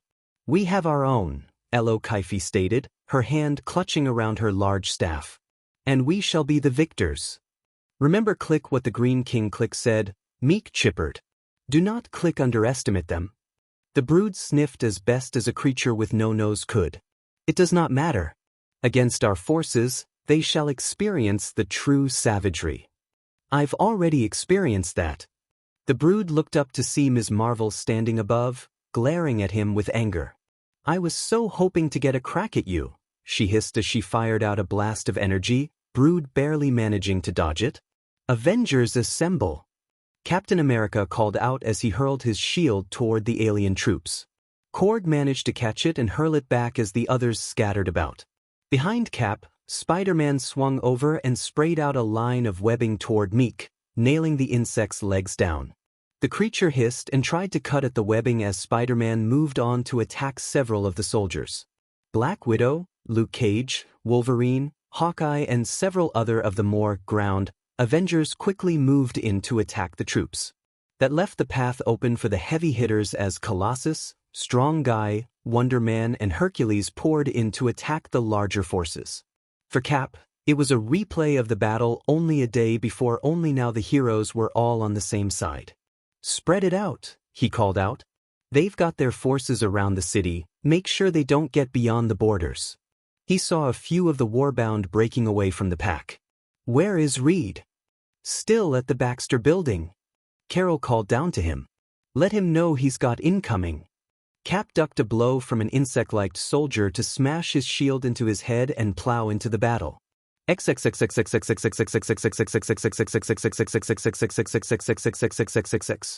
Atop the flat surface of the Baxter building, Reed Richards' body was stretched all around a massive console. The rest of the Fantastic Four was nearby, all tense and ready. Also there were the Black Panther and his wife, Storm, and the skies seemed to rumble with the agitation the mutant felt. "Almost there," Reed muttered. "You sure this will work?" Johnny Storm asked, his body already aflame. "It should," Reed stated. "The shield it projects is the same wavelength as Sue's force fields, so it should be able to contain any alien forces." "Better hurry it up, Stretcho," the thing said. "We're gonna have company soon." The Panther stared out at the landscape with a severe expression under his mask. "I warned you all years ago this would come, Richards," he said. "Not now, Chala," Reed answered. "When then?" the Panther said. "I would have warned you of the dangers of sending Banner away, Richards, had you listened. But you and Stark decided to take this entirely upon yourselves, and look at the results." Guys," the Human Torch piped up. "As much as I agree Reed needs to be tongue-lashed, now's not the time." He pointed up to a small aerial carrier that held Korg, Elo, and Hiroam along with several soldiers. "We just want Richards, Earthman," Korg rumbled. "Gonna have to go through us to get him," the thing snapped. "We may be set at him, but Reed's family. You mess with him, you gotta take on the idol o' millions." "Fine by us," Elo hissed as she leapt up, her staff blasting with energy at them. Sue threw up a force field to block the shots as Reed's fingers flew to make the last connections of the machine. The Human Torch lit up with a blast of flame that struck Korg dead on. The rocky figure simply came forward and blasted the thing with a hard punch while the Panther used his fighting skills to battle the grunt soldiers, his knives flashing as he knocked them aside. Storm was preparing to manipulate the elements and create a tornado to blast the aliens off the roof when a painful energy struck her. She gasped, falling back as she saw the strange Hirium coming up, a staff flowing energy toward her. "It's best to just give in, mutant," he intoned. "The pain will cease once you do." He could hear footsteps behind him and spun around in time to dodge the kicking attack by the Panther. The usually cool man was angered by the attack on his wife, which made him a bit less focused than he could have been. Thus, while he was intent on stopping Hirium, he could not dodge the blast fired by Elo that knocked him down. Seeing stars, he was set upon by a dozen of the soldiers who pummeled him hard, and even he could not stand up to them. Reed was still moving to get the machine working as the invisible woman threw up a force field around them. "Johnny! Can't go Nova, sis," her brother yelled back. "Panther and Storm are in the way." The Green King was right, Elo said as she fired a blast toward the flying torch. "They are weak. Willing to kill from afar but not do what is necessary to achieve victory up close." "Yeah, that's us, lady," the thing said as he punched Korg hard. "We got this funny thing about saving lives. Tell that to the million dead on our world. We never sent a bomb," Reed said with a burst of anger. "Spare us your lies," Korg said as he grabbed the thing's arms. "Simply fall before our might." He bent back with a surprising burst of strength and leverage, and before he knew it, the thing was sent flying off the roof of the Baxter building and to the street below. Sue hissed as she felt the magic of Hirium pound on her field. "Reed," she hissed. "Hurry." She held her hands out as Korg's fists now pounded on the field hard. "Almost there," Reed said as he stretched to grab a pair of wires. Just before he could touch them, a massive blast of electricity hit him dead on. He yelled in pain as his body, already stretched out, was weakened mightily by the sudden strike. "Reed!" Sue yelled, the brief distraction all Hirium needed to send a blast around her shield and strike her from behind. The warrior priest glanced up to a nearby troop carrier, nodding thanks to the commander with the electroblaster. He looked down at the fallen Reed, whose body was still stretched out like a massive blue rubber band. "We have righteousness on our side, Earthling." That is why we shall prevail, and you shall fall before the might of the world breaker. He turned in time to see the torch brought down by the blasts of a dozen shock weapons. Bring them to the ship, he intoned. The Green King shall see to them later.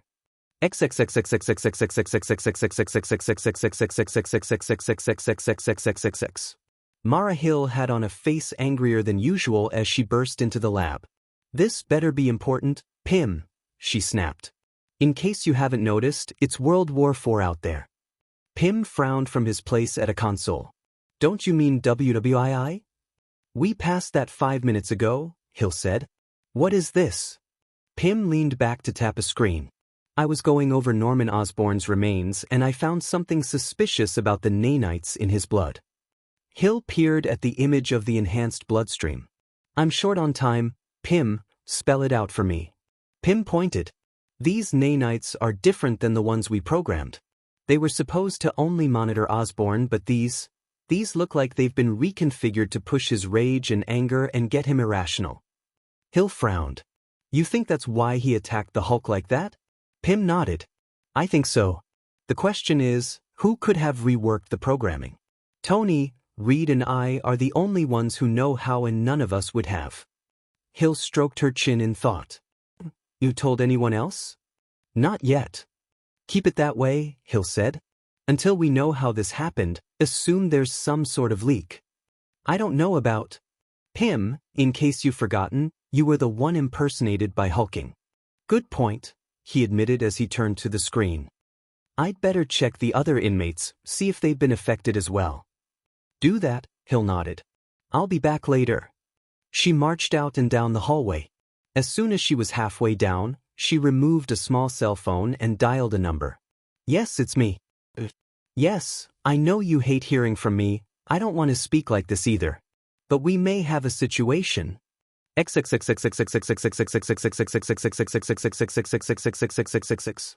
James Rhodes stared out of his helmet with dark eyes. You sure about this, Tony? He asked the figure next to him. Don't try to talk me out of it, came the booming voice. Tony Stark was in a specially designed suit of armor that was about 3 times the size of his regular Iron Man suit. He sighed at it. Then, wish I had time to build it up more? Tony, I know you feel guilty, but throwing your life away is something else. I'm not throwing anything away, Rhodey, Stark said. I'm doing what needs to be done. This is the Hulk, Tony, Rhodes said. A Hulk who's set as hell, which means stronger than ever. Even this supersuit may not be enough to stop him. But it can buy time, Tony said as he adjusted his helmet. And whatever needs to be done is good. Besides, I made this mess, Rhodey. I need to be the one to clean it up. That's what you said with the armor wars, and look how well that turned out. He followed Stark as the massive armor clunked toward the edge of the shield hangar bay. At least let me go with. You need to be backup, Tony told him. And Rhodey thinks. For everything. Hey, I know you have your reasons, man. And I know you always try to do the right thing. Tony nodded. Thanks. He turned toward the open bay doors. Check with you later. Good luck, Tony, Rhodes whispered. The roar of the massive boot jets ignited as the supersized Iron Man flew out of the helicarrier and toward the battlefield. James Rhodes watched him go and tried to suppress the fear that this might be the last time he ever saw his best friend again. Tony Stark had known fear several times in his life. Most of them had come from within his armor, as even the high-tech suit was often not enough to face the threats Tony often met up against. Now, that fear was still high as he rocketed toward the middle of the city. His faceplate showed several screens of the action, the other battles, and a screen-accessing shield. Any word from Reed? He asked. On board the helicarrier, Sharon Carter shook her head. We've lost contact with the Baxter building. I think the Hulk's forces must have gotten to them. DMN, Tony muttered. All right, tell everyone to give me a wide berth. I'm coming in hot. Good luck, Carter said as she signed off. Tony concentrated to hook his armor on. The manipulations of the Hulk's ship kept the extremists from properly working with the various computer systems of the world. So Tony was back to old school, working with his armor as he brought the weapon systems online. His scanner had little trouble picking up the Hulk. His gamma-radiated body stood out like a neon sign even among the chaos of the battle and the destruction of the city. He hovered for a moment before activating one channel. "Steve, can you hear me?" "I read you." Cap's voice came in, Tony able to hear the battle behind him. "Steve." Tony paused. I really and truly believe this was the right thing. Bruce, the act, the war, all of it, I only had the best intentions. Just try to remember that." "Tony, just needed to get that off my chest," Tony said. "Stay out of the fire zone." He hovered as he focused his targeting systems and then began to fly down. His arms were held upward, repulsors targeted as the large packs on his back began to open up. The Hulk turned and the screen showed the crosshair locking on right between his eyes as he smiled and spread out his hands in a "come and get me" pose. Iron Man let loose with everything he had, his repulsors on full power as they blasted down. At the same time, the large ammo packs on his back erupted with fire as missiles, plasma beams and laser cannons blasted down toward the Hulk. Iron Man flew down to add to the power of the onslaught as he nailed the Hulk with enough power to lay waste to an entire city block, all condensed into one spot. The flame and smoke covered the spot where the Hulk lay instantly, obscuring Tony's sight of what was going on, but he kept on firing. Without warning, the Hulk was lunging out of the smoke and filling Tony's visor. He tried to check his speed, but it was too late as the Hulk grabbed onto him. Tony gasped as he felt the armor on his arms being crushed around flesh, the pain overwhelming his commands. He tried to fight back, but the grip was far too strong even for his armor. "I've been waiting for this," the Hulk growled. "We're just trying to help you, Bruce." Tony gritted out through the pain. "Help yourself," the monster snarled. "Help rid the planet of me. Help kill me with the bomb. We never put." The Hulk's face smashed forward with a mighty headbutt and Tony howled out as he saw galaxies. The Hulk's feet smashed down on his boots and the duo spun around with the Hulk ending up on top. He punched Iron Man hard across the jaw as the duo began to spin downward toward the ground. Tony managed to get one arm loose and blasted him with a punch, ignoring the pain. He followed it with a full repulsor blast to the face at point-blank range, but the Hulk's grip around him remained tight. The Hulk suddenly let go, and before Tony could properly react, he had moved to a standing position, his feet on Tony's chest. Iron Man tried to get his boot jets working, but the pain was preventing him from doing it with proper speed. It was added on as the Hulk kicked at him, sending him flying faster to the ground, and thus Tony was unable to stop his momentum. He hit the ground hard, gasping for breath just before the Hulk smashed down on him with both feet. Tony let out a cry of agony as he felt his chest compartments cracked under the massive pressure and knew he had broken at least a couple of ribs. "Let him alone." The Hulk looked up to see Ms. Marvel flying down with her hands glowing with energy. With speed that once more belied his size, he grabbed the limp armored form, lifted it up and with a spin, hurled it right at her. Carol opened her arms to try and catch him, but her own strength was not enough as Iron Man hit her full on and sent her flying backward at high speed. They smashed into the upper floors of Avengers Tower, the top of the building almost disintegrating. The Hulk glanced over to Cord nearby. "Send someone to get the remains," he rumbled. "Make sure Stark's alive when he gets to the ship." He turned to go back into the fray. On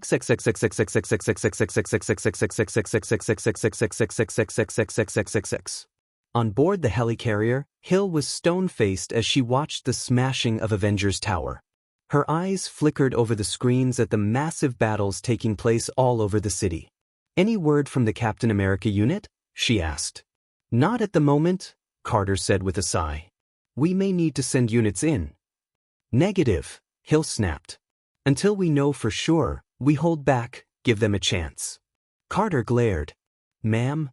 "Those are orders, Carter," Hill said. "Now, anyone know what Pym is up to? I need a science update." "He's not here," an agent said in an offhand tone. Hill's head snapped toward him. "What?" The agent frowned. "He left the helicarrier 10 minutes ago, something about tracking down information." "And no one told me?" Hill seemed furious. "Damn it, is there no respect for command here?" She turned to stalk off the bridge. "Carter, you got command till I get back." Where are you? Just do your job, Carter. Hill yelled as she moved off. Carter frowned, feeling that there was something more behind her commander's sudden tantrum than there seemed.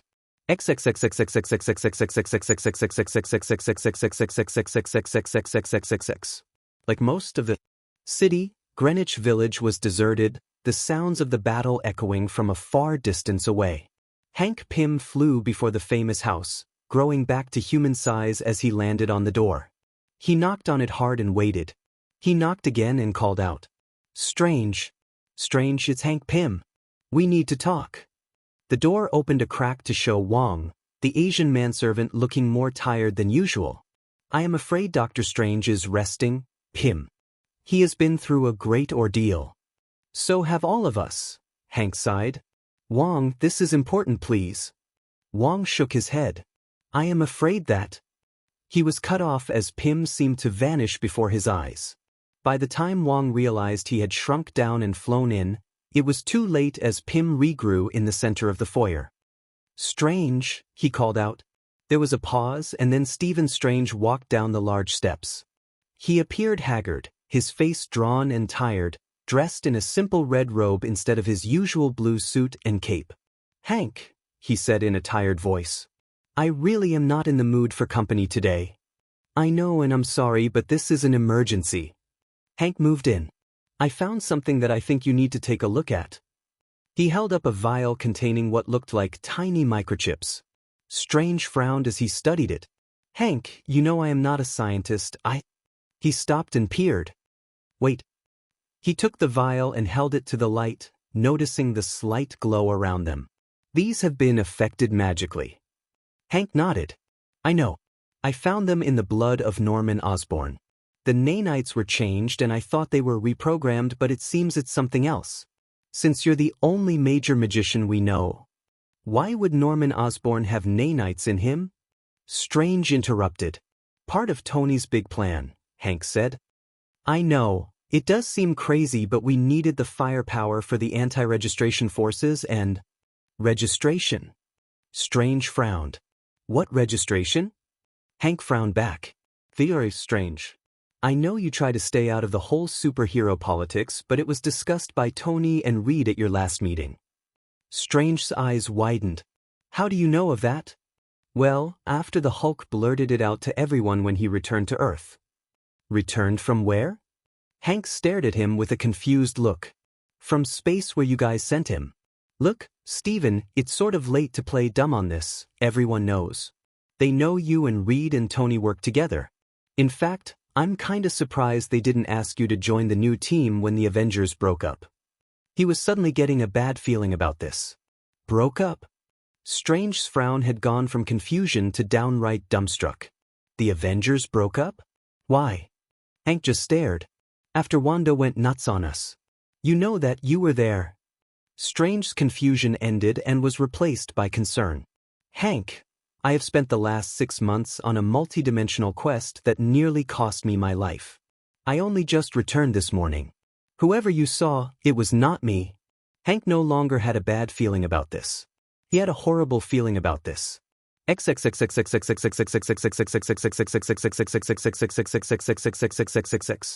Hawkeye fired off an arrow at a Solider that erupted in a cloud of tear gas. The creature kept coming and Barton cursed.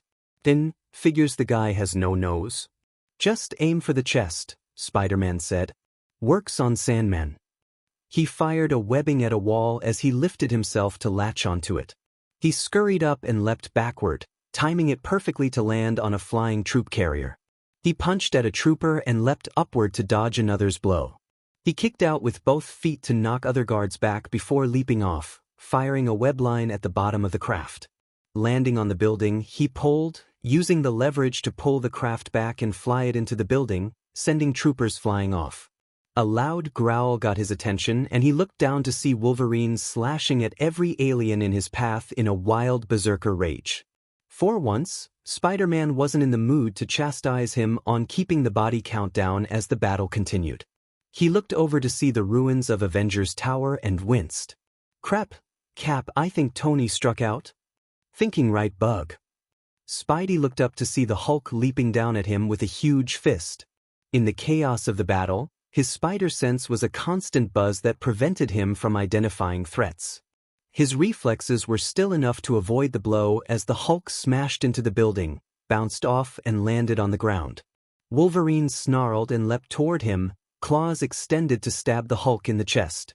Without hesitation, the Canadian mutant slashed and hacked and clawed with a ferocity few had ever seen from him before. The Hulk actually let out yells of pain, unprepared for the full fury of the assault. It was joined moments later as Wolfsbane started to slice at him with just as much savagery as Wolverine. Nightcrawler began to teleport around him at various spots to stab and slice with a sword. Wolverine was moving his hand back to strike at the Hulk's face when he gasped in agony, a barb sticking out of his chest. Meek pulled him back, snarling at him. "Leave alone, click the Green King." He pulled the tail back to slam Wolverine onto the ground. That gave the Hulk the chance to smash back a fist at Wolfsbane, stunning her while the scars on his body started to heal. A blow struck him courtesy of Captain America's shield. The Hulk scowled at the Star-Spangled Avenger nearby. "You don't want to get in my way." "Stop this now, Hulk," Cap snapped. "Please, look at what you're doing." "I know what I'm doing," he yelled back. "I'm getting justice. This is madness." "Madness is you against me," the Hulk said as he stormed forward.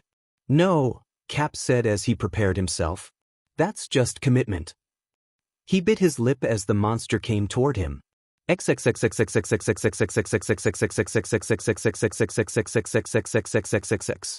Avengers Mansion was still mostly a ruin as Hank and Doctor Strange stood in the garden.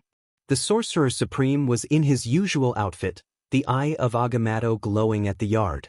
It was showing images Hank knew all too well, images of that horrible, horrible day when the Scarlet Witch went mad.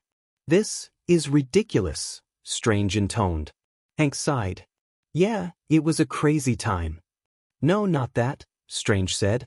"I mean all of this. No such thing as chaos magic? Of course, there's chaos magic. And since when has the witch no memory of her children existing? We talked about it afterward." Hank frowned. "Well, we figured she lost them after that whole onslaught thing, pretty much avoided mentioning it." Strange shook his head as he watched it unfold. She never had this power. Not at all. All she could do was manipulate probabilities, not rewrite reality in such a fashion. Hank stared at him. "But we were all there, Strange. We saw how this happened, we saw her fighting us." "You also saw me," Strange noted. "And as I said, I was not there, so it is clear something is wrong." He turned back to the yard and spread out his hands as he muttered under his breath. A shimmer came over the area as Hank felt a chill go through him. "What's going on?" "I am attempting to fix on the various energies of this area," Strange intoned. "Obviously, there was some magic at work to fool all of you, not to mention Wanda's abilities." The eye shimmered, its glow dimming, and the image faded away. "What of this House of you mentioned?" "Oh, do I have to go through that again?" With a deep sigh, Hank did his absolute best to summarize the entire insane alternate reality that the world had been put through thanks to the magic of the witch, ending with her depowering the mutant population. Finally finishing, Hank became aware of the look on Strange's face, which mixed disbelief with what looked like amusement. "Hank, please do not take this as disrespect, but exactly how foolish were you all to believe that?" He just gaped. "Huh." Strange rubbed his temple. "I just told you, Wanda's power was never so great as to change the world around her. But altering an entire reality? Even I cannot simply conjure something like that. It would require one of much, much greater power than that, and had something so massive occurred, I would have been notified immediately. Even on my dangerous sojourn, I left wards to warn me of such a danger, and they would alerted me to this." He turned to pace the yard. No, whatever this House of is, it was not a true reality." He paused and thought about it. "You said not everyone remembers?" At Hank's nod, Strange stroked his beard. It sounds to me like a massive dream spell, specifically targeted towards certain individuals." Hank's jaw dropped once more. "A dream? You're telling me we dreamed all that?" But what about that Miller girl? Or M. Day? That is something else, Strange said.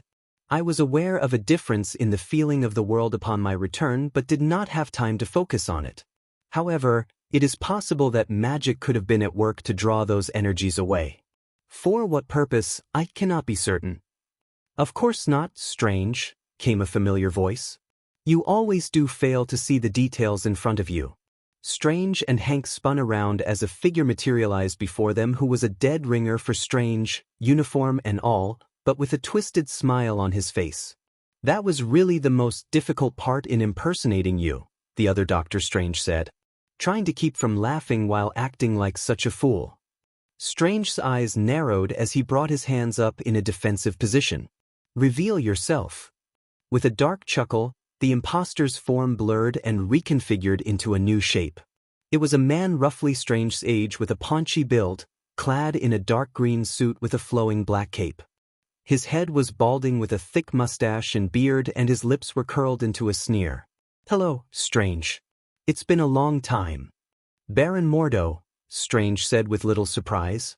Of course, only another taught by the Ancient One could pull off such an impersonation. You don't seem surprised to see me alive again, Strange, Mordo said, seemingly taking no notice of the stunned Pym. I had always suspected you would find a way back, Strange stated. My compliments on how well you pulled off this subterfuge. I only ask why? Why go to such lengths to get at me? You. Mordo let out a loud laugh. Oh, Strange, Strange, Strange. It's so ironic that I'm the one accused of being a madman and yet you're the one who's got the ego to assume everything that happens in the magical world must be connected to you somehow. Strange's hands started to glow. I do not wish to fight you, Mordo, but unless you answer me. I do believe my associate can do that better than I can. Mordo nodded to someone behind them. Strange was turning around when a blast of energy struck him across the chest.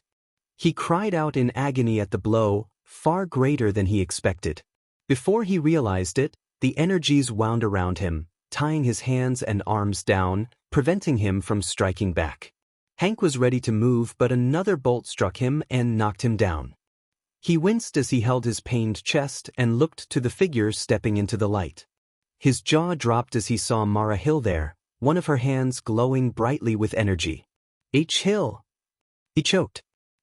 What are you? Hill's lips were twisted in a sneer as she looked to the fallen hero. Of all of them, I never thought you would be the one to come close to figuring it all out, Pym. Thankfully, you were foolish enough to tell me first so I could contact Mordo and arrange this little trap. Pym hissed as he felt the same magical energies bind him to the ground. He tried to shrink but pain answered the move and he realized the bonds were preventing his powers. Hill, I don't know what the hell you're planning but… What I am planning, Doctor, she said as she came forward, is my revenge. My ultimate revenge.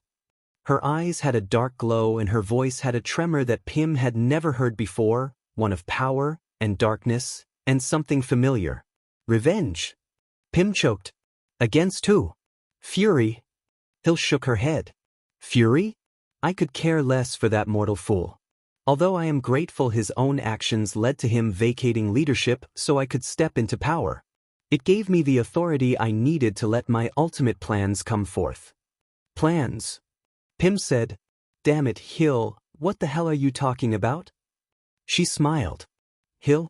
Mara Hill has been dead for a long, long time, Hank Pym. Her form has suited me well, however, but I do believe now it may be finally time to lift the facade. Her body suddenly shimmered as Mordo's had but with brighter light and power. And let my true face come forth. Hill's voice was suddenly much deeper and booming with a tight accent to it. Her body grew in size, her BRZ melting away as the jumpsuit transformed into an elaborate green outfit marked with yellow. The face became more sunken, the smile growing into a hideous grin as the eyes shimmered with power and utter joy. Hank Pym was frozen in place, not by the magic but by utter shock and horror as he saw the figure before him. His mind reeled even as the scientist in him took this new piece of data, fit it into the equation and realized the true solution. No, not you, Hippie. Who else, Pym? The man before him said. Who else could conceive such a brilliant revenge against his most hated foes? A revenge that will pave the way to my power? Only I, mortal. My brilliant drama has finally reached its grand climax. Your pitiful fellow heroes shall fall. This world shall fall. He threw back his horned golden helmet and let out a loud laugh of pure triumph as he finished his proclamation. And at long last, victory shall belong to Loki. For one who didn't know him too well, Steve Rogers would appear to be either suicidal or mad.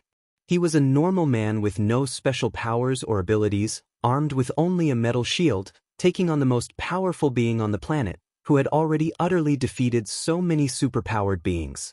But having known Captain America longer and better than anyone, Hawkeye and the Falcon knew the man was not so reckless as to throw himself away.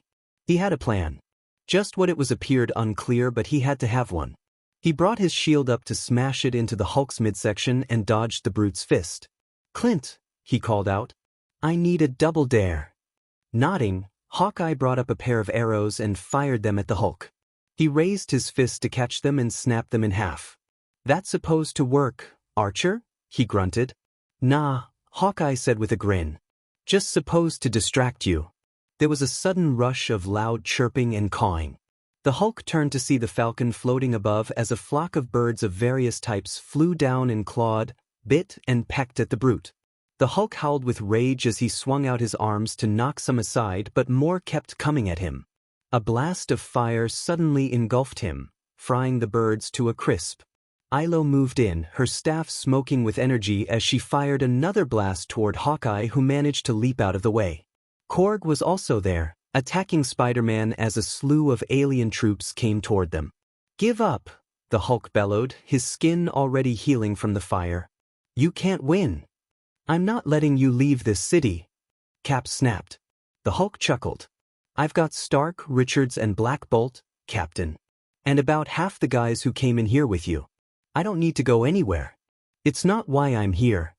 Well, Broadway's closed, so I'm afraid a showing of Spamalot is out of the question," Spider-Man quipped as he fired a web line at Korg, which did little to slow the rocky figure. Hawkeye cursed as he backed up, reaching to his quiver. "Cap, I hate to say it, but I think a tactical withdrawal might be called for here." "Not like you give up, Barton," the Falcon called as he avoided a laser blast. "Yeah, well, death has a way of making you a little more cautious," Hawkeye replied. "We ain't doing the rest any good by staying here and going down too." Cap bit his lip. He hated the idea of retreating but knew Hawkeye had a point. "Fall back. Everyone fall back. I've got you covered." She-Hulk bounded in to lunge at her cousin, smashing him across the jaw with a fist. Hawkeye brought out a trio of smoke arrows and fired, sending up a cloud before the warbound. "Anyone still standing, we are bugging out of here." She-Hulk punched again. "Damn it, Bruce, just stand down already. This is getting insane." The Hulk grabbed her fist and squeezed, She-Hulk crying out as she heard bones break. She looked into the green eyes and was chilled at the coldness there. "Stop calling me Bruce." He hauled back and belted her with a savage blow that sent her sprawling to the ground. Cap soon raced down a street, Falcon, Hawkeye, Emma Frost, Spider-Man, the Wasp and Cyclops following. Cyclops paused as he saw Wolverine slashing at some aliens. "Logan, we're pulling out." "Not leaving yet, Summers." "That's an order, mister." "Not interested." The mutant was bringing his claw hand back when a tangle of webbing hit it, and he felt himself yanked backward. "Oh, I'm so dead," Spider-Man muttered even as he and Falcon dragged Wolverine back. Cap paused at a street as he saw another wave of aliens at the opposite end. "We're cut off," he muttered. "We need another way out." There was the whine of rocket fire and the air around the aliens erupted in a loud explosion, sending shrapnel and pieces of flesh flying.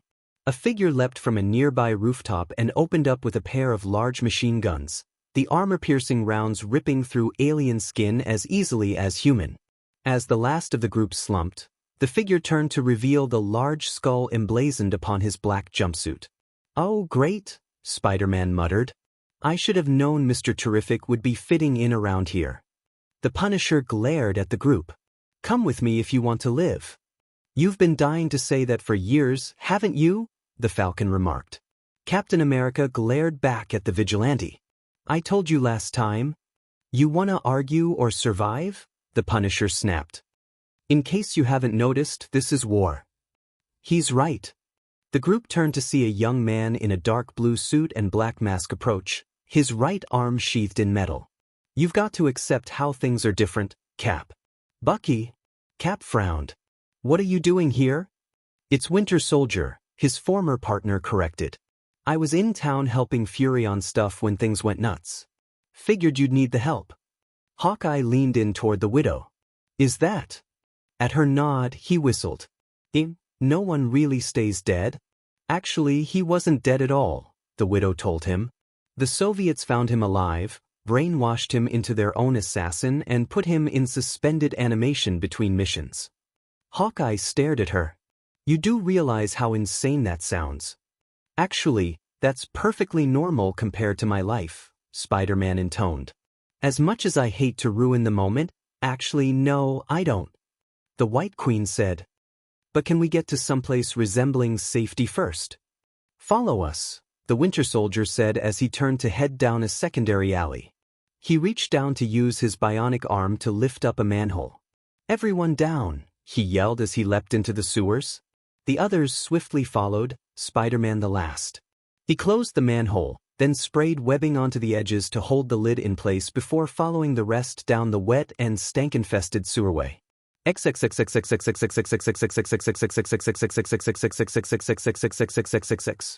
Hank Pym winced in pain as the magical constraints around him tightened once more. He craned his head to see Doctor Strange and Wong in much the same predicament. All three were floating off the floor of Strange's home, held aloft by green-colored bands that encased them entirely. Before the imprisoned trio, Baron Mordo's face was one of pure triumph. I've been dreaming of this day for so long, Strange. I had hoped you repented before your death, Mordo, Strange said. The underworld disagreed, the Baron said with a glowering expression. I learned to hate you once more, Strange. And so, when Loki came to me, I was ready to accept his offer. The God of Mischief was lounging on a large chair, legs crossed, sipping from a goblet. I do love a good wine. And a good war. Pym shook his head. How can you be alive? We heard Thor brought about Rancork. Loki smirked in amusement. Please, Pym. I am the god of mischief and trickery. Dost thou honestly believe I was not hath prepared for such an event centuries ago? I knew such a day was to come and prepared for it. Of course, it helped that what occurred was not the true Rancork. Both Strange and Pym were startled at that. What? Strange asked. But the fall of the gods. Not fall as in death, Strange. The true Rancork be the end of all things. When that occurs, your world will also be extinguished. What my dolt of a half-brother did was merely place the Norse gods into a form of suspended animation, spreading their essences across the universe. As I said, I was prepared for such an event thanks to certain bargains I had made long ago. Strange slowly nodded. No doubt in exchange for secrets you had long kept. Loki tapped his forehead. Indeed. Knowledge is power, especially among the dark circles. I was able to barter such for sanctuary, if you will, from the overall effects of the spell. It took time, of course, to rebuild mind strength and plan my ultimate revenge. Fortunately, the good Baron here was an aid in achieving mine goals. In return for being brought to life, of course, Strange deduced. That was part of it, Mordo said. But I admit, when he detailed his plans, I was more than happy to take part no matter what my price. Hank stared at Loki as his mind clicked upon the truth. Wanda, you were the one behind her breakdown. Loki nodded with obvious pride. Correct, Pym. Long hath my eye been on that mutant and her great power. With the aid of Mordo, I found a way to latch onto her, to manipulate mind power and wishes onto her already weary mind. With Strange gone on his quest, 'twas simple for Mordo to impersonate him with a spell and aid in our scheme. All that was required then was the right amount of power to persuade you all that the good which had gone mad. Hank shook his head as he tried to take it all in. So, it wasn't Wanda, it was you. All three of us, really, Mordo said. It was easy to warp her mind to her children as their loss still haunted her. He smirked. I have to say, I honestly did not believe that even my spells to cloud minds would work so well and prevent you all from wondering why Strange would say there was no such thing as chaos magic or act like the witch's madness had been long coming. Loki sniffed. As I well know, mortal minds hath always been easy to fool. Such it was as the events we engineered finally saw those accursed Avengers torn apart and scattered. His face became more downcast. But my hopes they were gone forever were cast aside when once more events conspired to bring those heroes together. Thus, a new tactic was called for. Hank's eyes widened. The act. Nay, your own politicians had created that, but I aid in pushing it along, as well as giving certain nudges to the minds of your compatriots. Oh God, Hank ummed. You mean, that's why they were so intent on sending Bruce away? Somehow, you managed to manipulate their minds. Loki laughed. Oh, don't start giving them so much credit, Pym. That warlord from the future managed to twist his mind. You think I could not?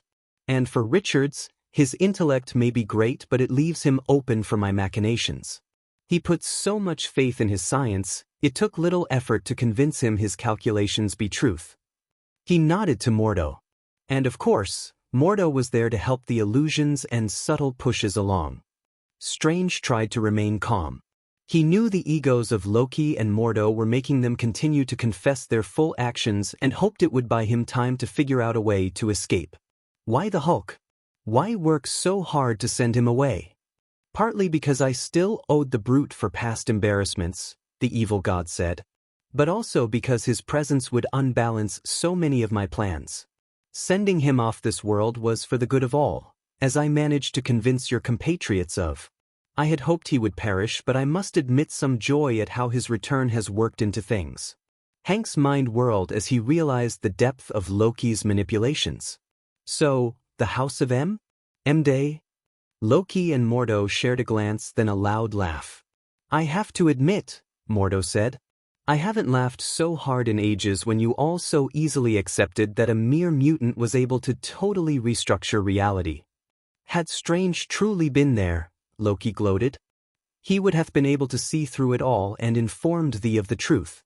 Dream spells are so easy to conjure though more difficult to spread out, thus only a few remembered it. But that ended up simply solidifying it all in their minds. I was, after all, giving them their deepest desires, and we all know how well that can sway people. And M-Day. Hank pressed. My power had limits at the time, Loki was forced to admit. Thus, siphoning it away from the mutant population was mine best choice. It played into events nicely and allowed me a measure of revenge upon those accursed X-Men for their long-ago slight upon me. Strange nodded as he took it all in. So, I assume Stamford was your doing as well? As much as I would love to take credit, that was the manipulation of some other party, Loki stated. But I did not unappreciate how well did work into mine own plans. It was the drive to install the act and thus the war that waged afterward. And that's why you did all this? Kangas. For revenge on us? Loki's face darkened. Did thou believe I had forgotten the humiliation thou bestowed upon me, Pym? That I was responsible for the creation of your band of heroes? I never have. I have waited and planned and plotted this revenge for so long. To see you all destroy yourselves is giving me more amusement than I have felt in an age. And that's all you have planned? Kangas. Just to see us in pain. And that's it. Mordo chuckled. Oh, we have more in store, much more. You shall see. Indeed. There is no need to spoil the rest of our sordid schemes. Loki sipped from his goblet and smiled wickedly. But be sure there be far more drama to come. And in the end, 'tis I who shall be at center stage. Be grateful for thy sake I appreciate a captive audience.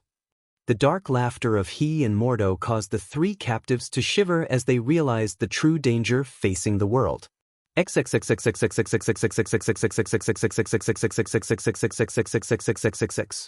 The base that had been used by the anti-registration forces was still in good shape despite the quick exit the forces had made just before the attack. There had been a new addition in the form of a large rack piled with various types of weapons which the Punisher was going over carefully. Cap was leaning on the large conference table looking down at the people before him. A few stragglers had managed to come in, figuring this would be a good place to regroup. Thus Tigra, War Machine, the Young Avengers and a few others had joined the rest. But that still left a lot of heavy hitters absent. Taking a deep breath, Cap spoke. "All right, we need to figure out a new plan of attack. Frontal assaults are too dangerous," the Winter Soldier said in a calm voice. "Plus we don't know the status of the others." "I don't think the Hulk would kill them," the Wasp said. "He's been talking too much about paying them back to simply execute them." "No, he'll kill them," the Punisher grunted, his back to them all. "He wants justice. He'll do what it takes to get it." Captain America glared at him. "Not all of us equate justice with murder, Castle. I prefer extermination. Can we pick a better term than that?" Spider-Man said with a wince. Hawkeye rubbed his forehead. I know we're in trouble, but are we really so desperate we need the Punisher?" "You're right, you need me," the Punisher turned to them. "I'm the only one who knows what real war is." "I think we'd argue that point," Winter Soldier retorted, nodding to Cap. The Punisher snorted. "If you're such a soldier, Rogers, you'd know killing is necessary. Besides, these things aren't even human." "I'm not crossing that line," Cap snapped. "Maybe you should." The Punisher pointed to him. "How many lives would you have saved if you just put the Red Skull down years ago?" He looked to Spider-Man. "Or if you'd had the guts to take down Osborn?" Spider-Man crossed his arms. "I'd do that. I'm no better than he was." "You don't kill innocents, you're better. You're definitely better than Stark taking everything in his own hands to exile the Hulk. He should have just put a bullet in Banner and had done with it." "Tony doesn't kill," Captain America said. "And we see the results of that," the Punisher offered. "At least I make the world a better place without that scum. I don't see why my help is so bad when Tony was taking on Bullseye." "Hate to say it, but he does raise a point," Patriot offered. "That was wrong and so are you," Cap snapped to the Punisher. "The whole point of this battle is that we stand for something in these masks. We lose that and we don't deserve the public trust at all." The Punisher shook his head. "I've seen too much of the public trust. Let killers go free. I prefer working without that headache." "As much as I enjoy such a lovely philosophical debate," Emma Frost interrupted, "I do believe we require something approaching a plan." "She's right," Cyclops said. "If we're going to get into that ship to rescue the others." "We may not need to," the Winter Soldier said. "We've been tracking movements by his troops in town. It looks like they've got something else going on in the city, lots of construction work going around." Cap frowned. "Where?"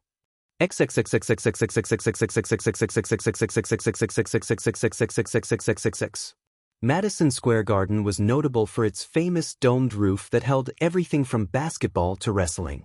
That roof had been ripped apart, peeled open to expose the garden interior to the sky, an interior that was being reshaped by various beings, the Hulk in the center of it all.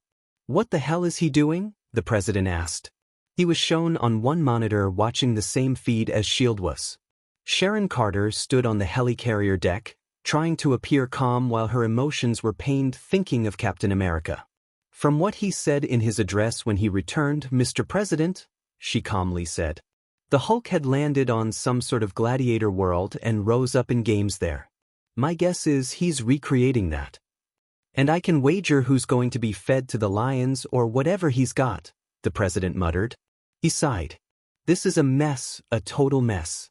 And no word from Hill." Carter shook her head. "No, sir. She's gone totally off-grid and we have no idea where she could be." The president bit his lip as if trying to convince himself of something. "Well, then I got no choice, do I?" "Sir?" Carter asked. The president brought himself up. "I know I'm going to hear it about this from a lot of the UN, but I don't care. Right now, we need S.H.I.E.L.D. at their best, and that's going to happen when you're running around with your heads chopped off.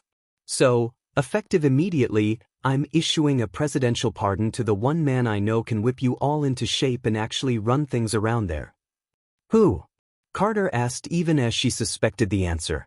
"Right on cue," The doors behind her opened and a figure stormed in with an aura of absolute authority.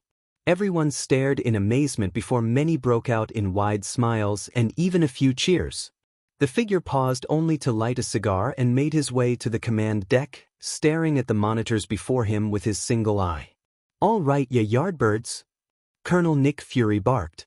"Amateur night is over. Papa Fury is back in charge, and that means it's time to get down to business." The pain was far-reaching as Tony Stark awoke. He'd been knocked unconscious more times than he cared to count, but the pain was even greater this time. It took a moment for him to realize that the extremis was adding on to the pain with its hypersensitive system. He reached to his face to rub it and realized that his armor had been stripped from him, just a thin sheet of synthetic metal over his skin. He glanced around his surroundings to see he was in some sort of cell with force fields keeping him inside. He felt a nagging pain at his shoulder and looked to see some sort of glowing disc on it. He was reaching for it when he heard a voice. "Don't try it." Tony looked to see Ms. Marvel nearby, seemingly as weakened as he was. He realized there were a few others in the cell, such as Hercules and the Fantastic Four, along with other heroes, all of whom had similar discs on them. "I tried it before," Carol Danvers told him. "Thing shocks the hell out of you. They are obedience discs." Everyone looked up to see Korg standing before the cells, his rocky face as impassive as ever. "Created by the rulers of Scarer long ago. They ensure you are compliant with our wishes." "Which are what?" the Black Panther called from an adjourning cell with Storm. "That is for the Green King to decide," Korg stated. "Be certain that you will be punished for your crimes." "What crimes?" Reed demanded. "We meant to send the Hulk to safety. And in doing so, you granted us our Green King," Korg stated, his face growing darker. "But you also killed 1,000,000 of our own." "We never sent any bomb," Tony protested. "The Green King will deal with your lies," the alien said as he nodded to the guards beside him. "Come, all of you. He awaits." "Maybe we don't feel like going," the Human Torch snapped. He suddenly howled as the discs sparked with energy and shocked him, sending him to his knees. "It was not a request," Korg rumbled as the cells were opened and the group was led away.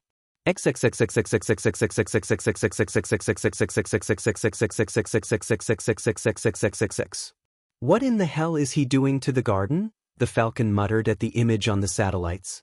He was checking out the large screens inside the base with the rest of the group that showed an aerial view of the exposed arena. The bleachers had been mostly cleared away, although many aliens could be seen waiting, looking down at the central area that had been raised to the basement. "Hey, if it stops the Knicks from playing this season, it's probably a good thing," Spider-Man intoned. Cyclops was, of course, more serious. "The Hulk said he landed on some sort of gladiator planet. It looks like he wants to replicate it. And one guess who he intends to throw onto the roster first to battle to the death," Wolverine grunted. "And you can bet NBC will try to turn it into a reality show." "Stop stealing my material, Barton." "Sorry, Pete." Captain America was silent as he took in the scenes. "We need to get in there. That's the Hulk base of power. If we can free all of them inside, we may be able to take him down." "That's the heart of the Viper, Cap," Winter Soldier said.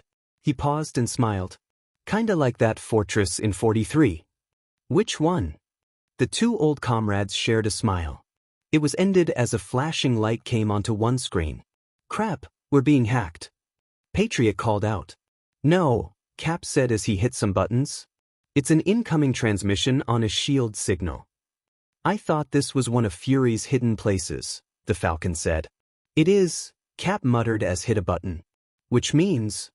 The screen lit up to show Nick Fury on the deck of the helicarrier, smoking a cigar as he nodded to the other side of the connection. "Nice to see you again, Cap." "Fury." Despite the way their alliance ended, Cap still managed a small smile. "You're back. Amazing what a major crisis and a presidential pardon can do," Fury intoned. "I'm assuming you're seeing the same stuff we are?" Cap nodded. "We are. It looks like he intends to create some sort of twisted games. We need to find a way in." Fury took a drag on his cigar. "Gonna be tough.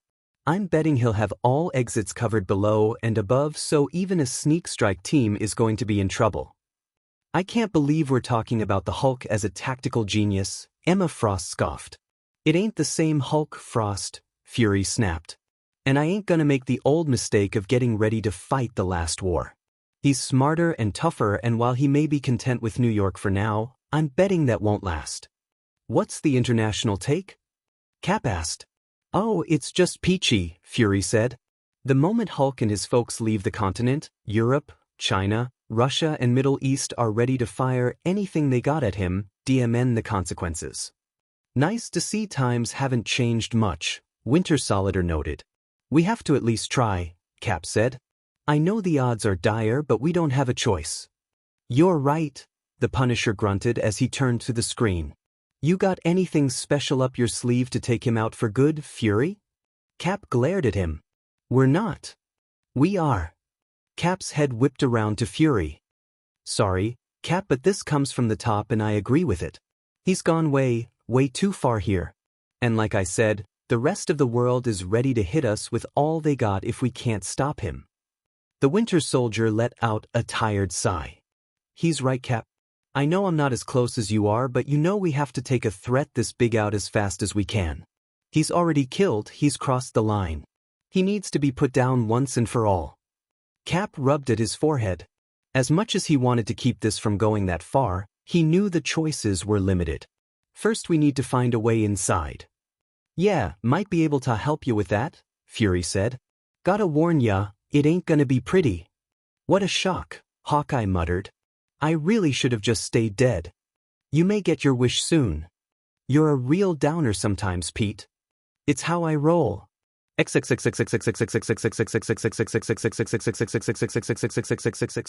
So this is what Rome was like, Tony muttered as he was pushed into the large arena. The guards were tight around the captured heroes, not that they were really needed with the obedience discs in place.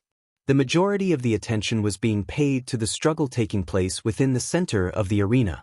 It took a few moments for everyone to recognize the form of the Abomination as he fought against the Hulk. The Brute was unhampered by an obedience disc as he did his best to stand against the Hulk. It was clear that he was losing badly, the Hulk smashing one savage blow after another, green blood pouring from several wounds in the Abomination's leathery skin. The creature snarled and punched twice at the Hulk's face, neither blow seemingly having any effect. The Hulk smashed a blow that drew more blood before grabbing the Abomination's arm and twisting it, producing a savage cracking and a high-pierced howl. The Hulk brought both fists together to smash into the Abomination's face, sending him down to his knees. The Abomination looked up with defiance, sneering at the Hulk. What now, Banner? Pummel me more and send me away. The Hulk did not reply but held up a fist, his thumb extended outward at the side. There was a series of loud cheers from the watching crowd with fists extended outward, thumbs down. The Hulk gazed around to take it all in, and then turned his own thumb down to a massive cheer. The Hulk gazed down and Emil Blonsky felt a chill go through his body as he saw the cold, dead certainty in the other creature's eyes. You knew it had to end this way, the Hulk said as he reached forward to take his old enemy's head in his hands. He gave a hard twist to the right and the echo of the snapping neck reverberated throughout the arena. Oh my God, She-Hulk whispered. The sight of the Abomination's body slumping to the ground, his head twisted nearly perfectly around, was the final straw in her defense for her cousin. She realized at last that what had been done to him had killed Bruce Banner and left only the Hulk behind, which meant they were in far worse trouble than she had imagined. The Hulk backed away as a set of aliens raced out to collect the body. His green eyes scanned over the captive heroes as he marched his way toward a nearby throne. My intent, he announced, was to punish you all, not kill you. But now, he took a deep breath. Now I see that's not enough. Not enough to show the world what you are. Not enough to make up for the million dead on Scarer. No, I need to do more. So you're moving from justice to murder, Mr. Fantastic intoned. The Hulk glared at him. You murdered 1,000,000 souls, Richards. You've got no right to lecture to me. For God's sake, Bruce, we never. Quiet, the Hulk barked. It's time to pay for your sins, all of you. He motioned to the Warbound who began to pull Reed and Tony away from the rest. Too bad Strange isn't here, but you two are the ones I wanted anyway. Reed. Sue cried, but a charge of her disc from Eloy stopped her from going to the field. The Hulk grinned at the two men as he motioned to the other side of the arena and a large crate being brought in. It's trial by combat, humans. Kill or be killed. Time to get your own hands dirty for a change. He tossed a pair of large axes to their feet as the roar of the horrid creature inside the crate roared out, a roar matched by the cheers of the bloodthirsty crowd. And for one of the few times in his life, Reed Richards had absolutely no clue what to do.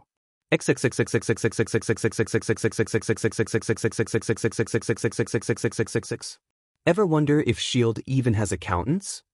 Spider-Man asked from his spot on the ceiling. You just look at all the stuff they spend billions on and you have to wonder. He shuffled his feet to allow them to get a better grip on the hull as the entire surface around him shook. The strike group of heroes were crammed into a circular craft that resembled a massive drill, a huge bore plowing into the earth before them. The craft had a fancy nickname from its designers, but most of the S.H.I.E.L.D. personnel had nicknamed it the Molar. That name didn't come by accident. For a guy who lives underground with no access to modern tech, the Mole Man comes up with good craft, Hawkeye noted. Seems it took S.H.I.E.L.D. only a few years to improve this much on one of his recovered machines. Yeah, always great to see more secrets being kept, the Falcon darkly intoned. He and War Machine were openly keeping their distance as the craft rumbled its way underground. The Molar had been kept in a S.H.I.E.L.D. facility in New Jersey as it was being completed, which made it a good spot to begin its drive. The craft's purpose was to move soldiers underground, where they wouldn't be noticed by opposing troops, a nice gambit that was getting its first tryout here. Captain America checked the readouts as he piloted the craft along. We should be coming up underneath the garden in a few minutes, he called out. Sure they wouldn't notice the rumbling? Winter Soldier asked. We're coming up nearby, Cap told him. And Fury says he'll arrange a distraction for us to get in. Even so, we're coming up blind, so we have to be careful. We have to hit them hard and fast, the Punisher intoned as he checked his weaponry. No quarter, no time to raise an alarm. We'll separate once we get up there, Cap said. Sam, Clint, Peter and Logan are with me. Castle and Bucky can take the other two teams. What's the plan? Falcon asked. All business. I'll lead a team to try and rescue the hostages, Cap said. While the satellites have been unable to get through the jamming the Hulk's ships are sending out, it does seem he's using some sort of disk to hold the hostages in place. There has to be a central power source to deactivate them. And the rest of us do our best to hold the Hulk and his forces back, War Machine guessed. Cap nodded. It won't be easy, but it's the best chance we've got. Emma Frost rubbed at her temples. I'm getting very uncomfortable flashbacks to George Custer. I'd prefer Washington at the Delaware, Winter Soldier said. The more daring plans often work. Even if we manage to take down his warbound, Hawkeye pointed out. That still leaves the green bean. I mean, I don't know if even all of us combined can be able to take him down. Fury will have that covered. The tone of his voice indicated Cap didn't like that idea but had no choice in the matter. He checked the readouts again to see the target site coming up. Everyone stand ready. We're coming up at the target area. Wolverine stubbed his cigar out on the nearest wall. I got the Hulk myself. You obey my orders, Logan, Cap snapped. Didn't do it back in 41, ain't doing it now, the mutant fired back. War Machine grunted. Some folks don't do as well obeying orders, Cap. Yeah, we can't all be sellouts, the Falcon fired at him. Button it down, Cap ordered as he pulled back on the controls. He set his jaw, the familiar feeling coming over him as he prepared himself for the fight of a lifetime.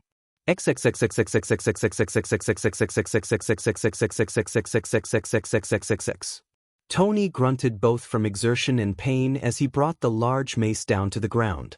Reed managed to avoid it, twisting his body in time, a bit jarred at not being able to simply stretch out of the way. Nearby, the carcass of a large beast that resembled a tiger with spikes along its back lay on the side, having been defeated, barely, by the two men. But now, they were battling each other thanks to the Hulk's commands. The green Goliath sat upon his throne watching them with a bemused expression. He gave no indication of joy or anger, simply watched the two friends try to kill each other. The rest of the heroes watched with worry as the aliens were also transfixed, although still alert to send out shocks to keep them in place. Can't concentrate to override discs? Tony hissed as he dodged a strike from Reed. Trying but... Keep trying, Reed bit out as he swung the mace again, sweat on his brow. We need to... My king! Helium whispered to the Hulk. I believe the time. I know, the Hulk said. I'm ready for it. The priest nodded and backed up watching the duo fight. Reed managed to stretch enough to dodge another strike from Tony and punch him in the jaw. The man gasped as he fell to his knees, blood dripping from his chin as Reed raised his hand up. Tony, I'm sorry. He bit out. 1 second. Tony was reaching for the mace to try and defend himself when suddenly the ground shook. Everyone except the Hulk seemed confused as the shaking continued, and then a large drill plowed out of the earth, pointing skyward. It kept going as the entire craft erupted out of the ground, aiming at the sky before settling down to the ground. It took a few seconds for those in the molar to realize they were in the middle of the garden, several dozen yards away from their intended goal. In that brief span of time, the Hulk bounded from his throne and landed on the drill, smashing it in half. He reached forward to grab the molar and lifted the craft up, smashing it into the ground 3 times. He climbed onto the fallen craft and reached to peel off the top of its hull, seeing the stunned passengers inside. Was wondering when you'd come already, he said with a smile. The Punisher was raising his guns, but a blast of energy from Hiram stunned him. A horde of the aliens entered, led by Korg, grabbing the heroes and yanking them out of the molar. They were soon forced to their knees as the Hulk stood before them, sneering. So predictable, always thinking of me as a fool. And we have no basis for that assumption, Spider-Man couldn't help quipping. The Hulk ignored him. You think I wouldn't be expecting this? I've had my tech squads keeping an eye on all sorts of shield technology, ready to send out a signal to throw off any tracking you might have and lead you here. Captain America stood up and faced the Hulk, his face resolute. You can kill us if you want, Hulk. But you won't conquer us. The sound of hands clapping echoed throughout the arena. Heads whipped around to try and figure out the source. Ah, dear Captain. I so missed thy lovely histrionics on insurmountable odds. With a flash of light, Dr. Strange and Hank Pym landed before the throne, both decidedly worse for wear. Another flash and a tall figure in a green outfit, gold cape and horned helmet appeared with Mordo standing nearby. Loki! Half a dozen voices gasped out at once. The god of mischief smiled and nodded to them all. Aye, my old foes. 'Tis the god thou believed thou defeated long ago. Long hath I awaited this day, and now, mine plans hath finally borne fruit. The Wasp looked down to the fallen Hank. Hank? He spat out some blood before speaking. It's been him all along. Thunderhill, the act, the war, it's all been him. Not all, Pym, Loki stated. Having gone to such lengths to disband they pack of fools, I had not expected thou to reform do that breakout of criminals. Mine was not the hand behind that, although did work out well in mine plans. So, all of this was revenge, Cap said, recovering. Including sending the Hulk away. Reed and Tony both stared with equal parts shock and relief at this revelation. As Loki nodded, the brute's eyes narrowed. So, guess I should add you to the pile, shouldn't I? Loki smiled and shook his head. Nay, Hulk, I believe I may offer thee a boon, one thou shalt no doubt wish to accept. Oh really? The Hulk scoffed. And what would that be? Loki's smile vanished as he threw out his hand at the same time Mordo held up his. From both exited bolts of energy that hit the Hulk straight in the chest. He let out a howl of pain greater than anyone had ever had as green energy covered him completely. The Warbound were quick to raise their weapons and move in, but a wave of the hand from Loki held them back. What in the hell are they doing? Tony gasped. Strange's face was one of horror. Oh no, he cannot, he must not. With a final howl of utter rage and pain, the Hulk threw out his hands and something seemed to exit from his body. The light faded as he collapsed to his knees beside a pale shape lying on the ground. The figure was a small and slight man with dark brown hair and simple purple pants, heaving for breath, his face looking as if it hadn't seen the sun in months. From his spot among the heroes, Rick Jones felt his jaw drop. "Bruce?" he whispered as he stared at the body of Bruce Banner lying next to the Hulk. Strange stared at the figure, then at Mordo. "What have you done?" he whispered. Mordo smiled. "Why, simply given Banner what he always wanted, Stephen. We freed him from the Hulk, once and for all. He is a mere human, free at last." She-Hulk stared at the body, then over to the massive figure nearby. It took a moment to realize that the Hulk seemed to have grown in size, his muscles more pronounced as he knelt, his head bowed down. The Warbound were just as jared as everyone, meek slowly moving forward. "Hulk, are you all right?" A wind picked up and blew through the arena as the Hulk slowly rose. He was taller by a few feet, the power seeming to exude from him. But it was his face that got everyone's attention, twisted and dark and showing no sign of humanity whatsoever. "Never better," he said, and he smiled, a horrible sight to behold. "Oh dear God," Hawkeye said. Reed swallowed. "He's not Bruce anymore. No remorse, no guilt, no humanity at all. He is the world breaker." Kor called out. "He is our king forever." The Hulk looked down at Banner, who was staring with shock at his former self. He looked up to Loki and nodded. "So, I'm assuming I'm supposed to feel indebted to you?" His voice was rougher than usual and also contained a taste of twisted menace. Loki smiled. "Thou may try to attack me if thou wishes. But perhaps would be better to simply take thy revenge upon those who sent you away and then depart this planet? Great is the universe, a wide array of new worlds thou may make thy own. And leave you Earth." The Hulk paused and nodded. "Fine. Do what you want, waste them all or enslave them." He looked down at the frozen human below him. "Just let me do what I've been wanting to do for years." "Bruce." She-Hulk leaped forward, but a blast from the disc sent her down in a quivering heap. The newly arrived heroes were held back by the aliens as the skies overhead filled with dark clouds. The Hulk lifted up a large foot and held it over Banner. "Puny Banner, all that time saying you were the strong one of us, and you're the one who's gonna be turned into mulch." Loki smiled as the wind picked up. "Take thy revenge and leave this planet to me. At long last, I shall answer thee for the humiliation thou bestowed upon me so long ago. Thy planet shall fall to ruin, and I shall be the one thy people turn to for need and aid." The wind picked up more as he threw out his arms and cried out to the heavens. "This world shall become the new Asgard. And I, Loki, shall be its all-father now and forevermore. I say the Enoi." And the skies exploded. The winds howled with the fury of a hurricane, typhoon and tornado combined, ripping guns out of hands and blowing aliens back. Lightning struck downward to blast sections of the arena and send more alien troops flying back to avoid the blasts. More lightning struck the stone ship overhead, pieces of its hull flying in all directions. Yet despite its fury, the storm did not appear to overly affect the buildings of the city, as if localized over the garden itself. "Ororo," the Black Panther called out over the howling winds. Storm shook her head. "I cannot use my powers. It is not me." The Hulk was frowning when something streaked downward and smashed into his jaw, knocking him away from Banner. Loki was stunned at the sight, his eyes focusing on the object that flew away from the Hulk, a piece of stone attached to a mallet. "Nay," he whispered, his face going pale. "It cannot be. No, no, no. I."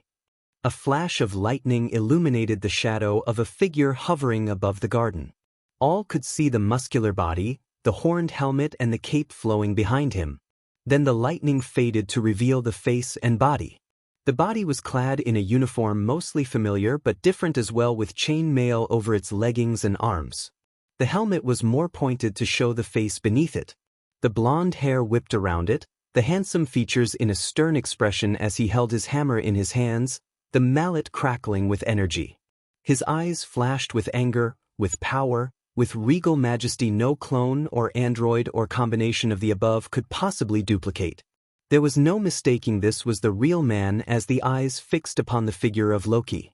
The green-garbed god did his best not to openly cower as the new arrival stood mid-air, the elements howling around him, and spoke in a voice that rumbled with the fury of the North Seas.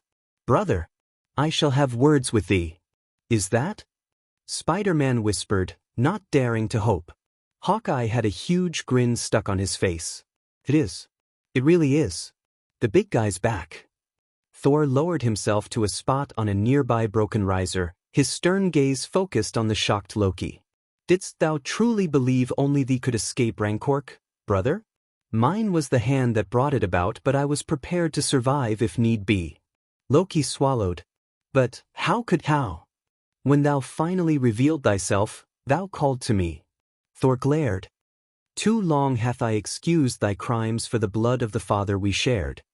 His hammer crackled with energy. "But as of now, Loki, I consider you my brother nevermore." A roar echoed as the Hulk lunged upward toward Thor. The god of thunder swung Mjolnir down, the URU hammer smashing into the Hulk's jaw and sending him flying to the ground. The impact sent shockwaves around the arena, knocking Baron Mordo back to the ground, stunned. Captain America got to his feet quickly, his shield loosened and flying through the air at Eloy. The warrior was too distracted by the Hulk to properly block the blow, and the shield sliced through her staff, cutting it in two.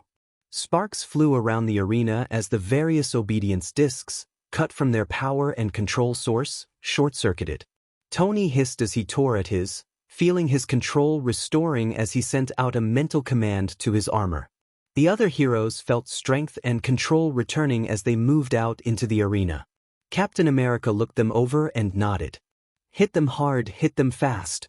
He turned to face the massing alien forces. "Avengers assemble."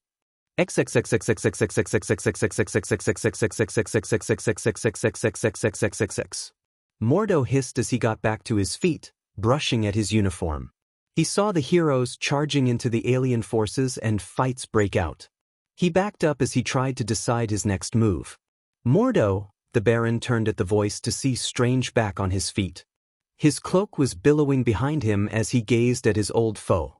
"This has ever been between us. Let us make an end of it." Mordo smiled. "For once, Strange, I could not agree with you more." He threw out his hands to send bolts of magic outward. Strange defended himself with his own energies as the two wizards began their own combat.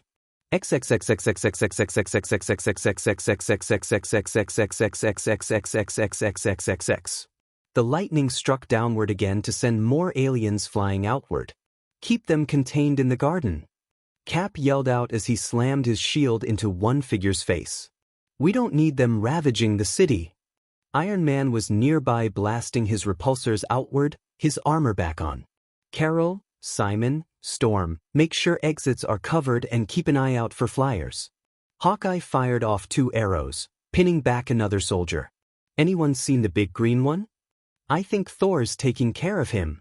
The Human Torch cried out as he fired a burst of flame. "But we've got more than enough to keep us busy."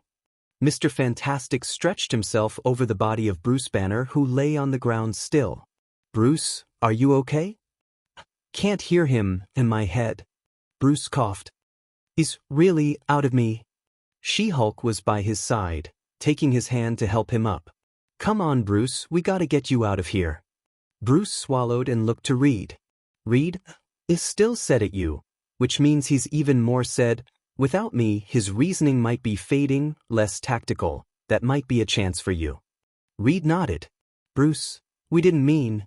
"Time for apologies later," She-Hulk said as she took Banner in her arms and raced to a safe spot in the arena as the combat continued.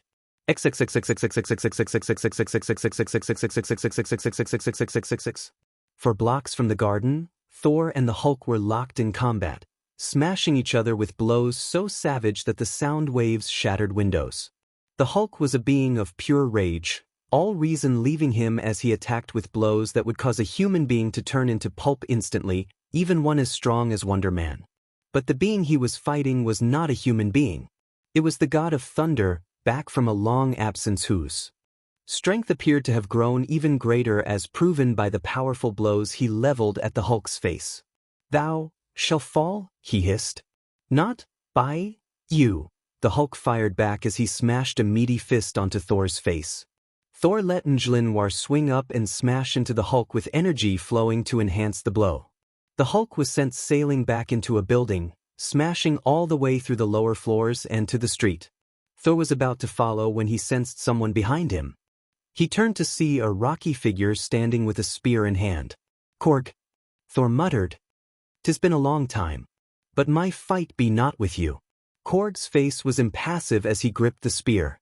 "My honor was lost in my defeat to you, Thunder God. I will face you and regain it. Thy honor is not served following the Hulk. He is my king and we are his warbound." Korg replied. "I stand with him now." Thor held his hammer high. "I be busy with your king." A lightning bolt struck downward to send Korg flying back. Thor heard the roar behind him and turned just in time to see the Hulk's fist rock into his face. He sailed through the air and smashed into the 5th floor of a nearby building, sailing all the way through it. The Hulk was there in an instant, smashing his fists into the lower part of the building to try and bring it down. A pair of fists hammered into his back, causing the Hulk to stop his pounding. He turned to see another double-fisted blow coming to his face. He stumbled back, his eyes clearing to see Hercules before him, the Olympian throwing another punch and another to send the Hulk back. Hercules glanced up to see Thor coming back out of the building. "Ho, Thor! 'Tis good to see you returned." "Thank ye, Hercules," Thor said. "But let us save our reunion for later, after the battle be won." Hercules cracked his knuckles as they turned to the Hulk. "Whoever brings this brute down shall buy the first cask of mead?" Thor shook his head with a slight smile.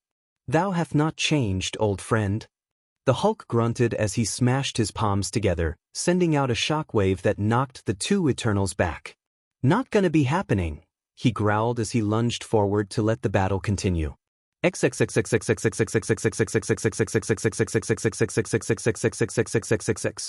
The helicarrier was in a frenzy as data on the battle came to them. Fury stood on the bridge, the calm in the storm, literally. The wild weather of Thor was forcing the helicarrier to take a higher position over the city to avoid damage. It also marred some of their surveillance and ability to get people into the field.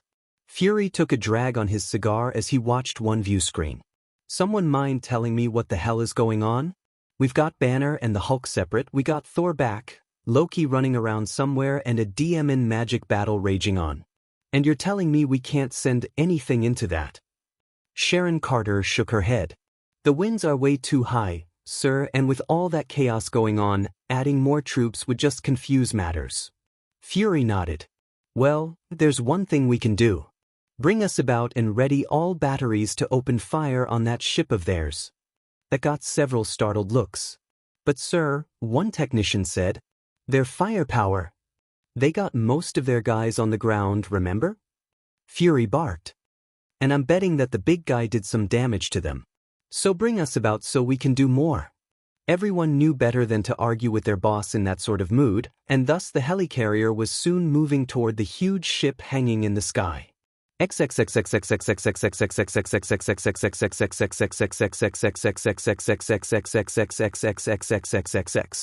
At the sound of the explosions, Thunderbolt Ross frowned and moved forward, his binoculars up and focusing on the sky. He saw the helicarrier blasting out missiles and cannons at the stone ship, taking chunks out of it.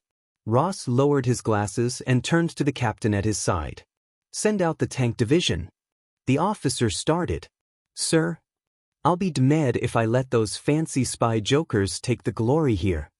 Ross called out to the commanders behind him. "Move in and target that thing. Let loose with all we got." Within moments, several tanks were in position, sending shells flying up into the sky and striking the craft, joined by some missile-carrying soldiers. The stone ship fired back with its powerful lasers, the shield craft managing to hold up to the blasts while the tanks were just out of range. Soon, more pieces of the ship began to break apart under the assault as the battle beneath raged on.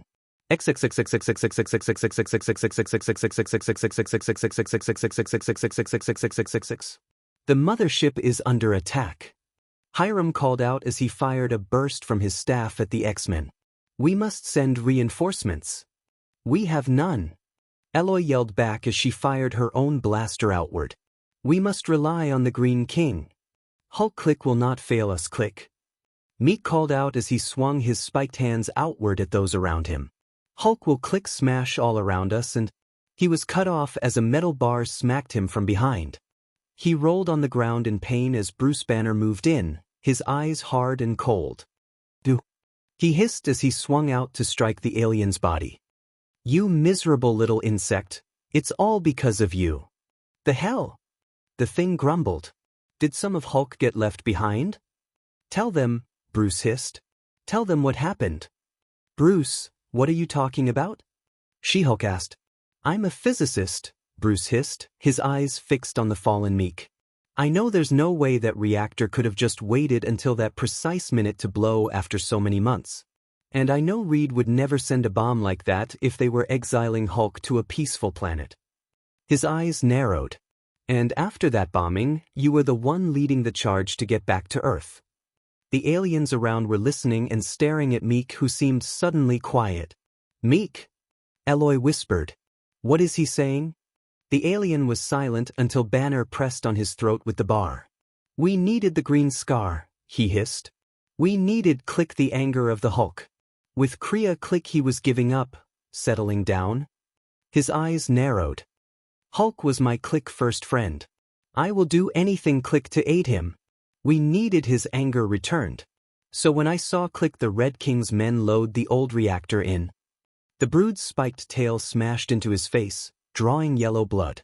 "A million hivelings," she cried out. "Our world devastated. How could you?" The rest of the Warbound appeared shocked, speechless by this revelation. "We could not click lose our king." Banner's pipe smashed into his forehead, knocking the alien senseless. He glared up at the Warbound. "So that's why you're here? To get payback on a planet that never did you harm?" Hiram swallowed. "We did not know." "Now you do," Captain America said as he stepped up. "So now you have a choice. Keep fighting us for a cause that's no longer relevant or end this." Hiram's face stiffened. "We are still his Warbound. We are still sworn to aid our Green King." His words were cut off as a massive earthquake struck, throwing everyone off balance. The only ones not affected were Strange and Mordo, who had taken to the skies as they continued their magical battle, seemingly oblivious to all else. Pieces of the garden structure came loose around them as everyone tried to recover. "The hell was that?" the thing gasped. Cap looked to the skies. "The Hulk." Iron Man spoke as he focused on the readings coming before him. "That was a single footstep. A couple more like that on that scale of power, and we lose half the eastern seaboard." He paused and then ignited his jets and took off. "Tony!" Cap called out. "I started this, Cap." Iron Man yelled. "D'med if I'm not going to help finish it." Cap cursed and turned back to the Warbound. "So which is it going to be? Help us or let another world be destroyed?" Dead silence met his question.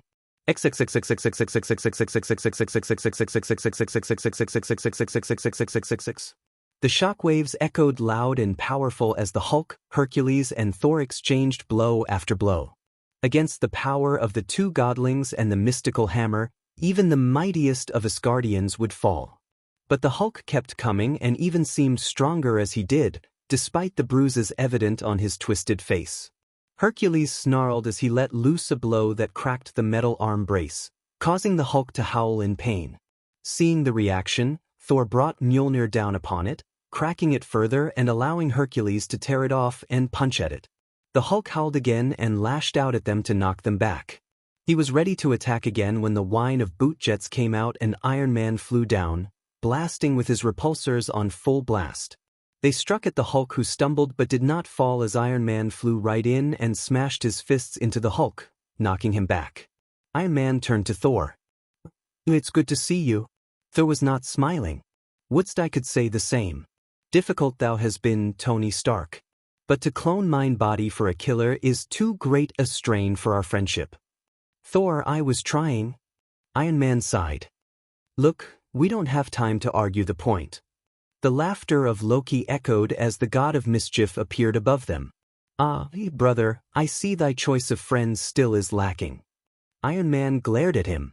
Loki, after what you made me do. Made? Loki smiled. Nay, Stark, I merely gave you a mental nudge in the right direction. Thou had the hair of my brother for many a year before. Thou hast always wanted more control of the future. All I did was speed up the process thy mind would have taken. Thor glared at his brother. When the Hulk be dealt with, Loki, I shall turn mine attention to thee. Loki laughed. Ah, brother, in case thou hast not noticed, it is only thee against the Hulk now. A soft smile came to Thor's lips. Loki, hast thou not asked what delayed me in coming here so long after thou revealed thyself? Loki's smile vanished. What sayest thou? Contrary to what thou thinkst, Loki, a fool I be not, Thor said. I was busy recruiting what thou hast never had. Friends. The Hulk had gotten back to his feet and was about to rush in when a large shadow fell over him. He looked up to see a massive figure smash down onto him. The figure bounced on the Hulk, a huge man who appeared twice as big as a sumo wrestler with a bushy orange beard, purple outfit and cap. Two more men dropped down next to him. One was a dashingly handsome man with blonde hair and goatee in a green outfit, clutching a sword. The other was a grim-faced man with a bushy black beard and black outfit with fur cap and a mace in one hand. Loki's eyes widened in shock. The warriors three? Aye, god of evil. Fandral the Dashing said. Thor hath found us in our mortal guises and returned us to our rightful state. Returned in time to help him against thee, Hogun the Grim growled. Volstagg the Voluminous grunted as he kept his more than ample rear rested on the Hulk. This be the monster who hath caused so much destruction and fear? Against the great Volstagg he be silenced. No doubt 'tis hard to speak when one is crushed under thy girth, Hogun dryly stated. A bellowing roar echoed as the Hulk suddenly threw off the huge mass atop of him. Volstagg sent flying back into the street, creating a sizable crater. The Hulk seemed even larger, his skin glowing as he lashed out against everyone in sight. Iron Man managed to avoid the fists as his scanners moved over the form before him. Oh, God, he whispered as he activated the comlink. Reed, if you can hear me, I need some help here.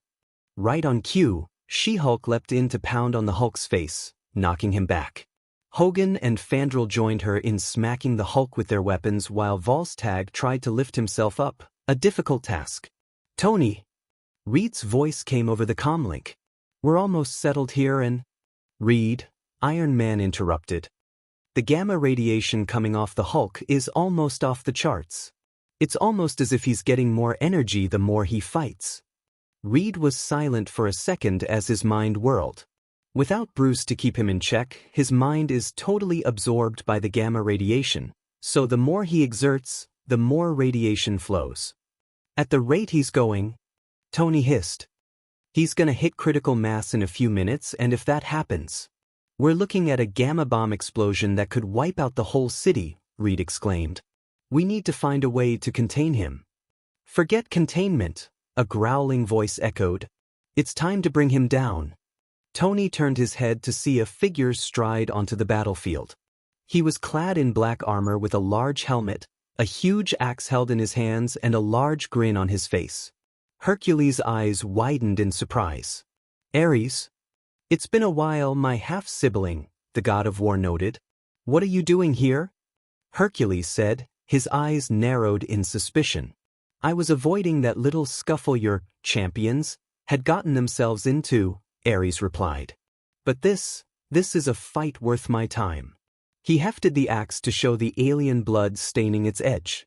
With a yell, Ares threw himself at the Hulk, his axe cleaving a massive cut across the green chest. Hercules blinked before smiling. Never did. I think I'd say this, but I'm happy to see Ares. Victory is now assured. I think that's out of the question now, Iron Man said as he watched the Asgardians smash into the Hulk with little avail. Where's Strange?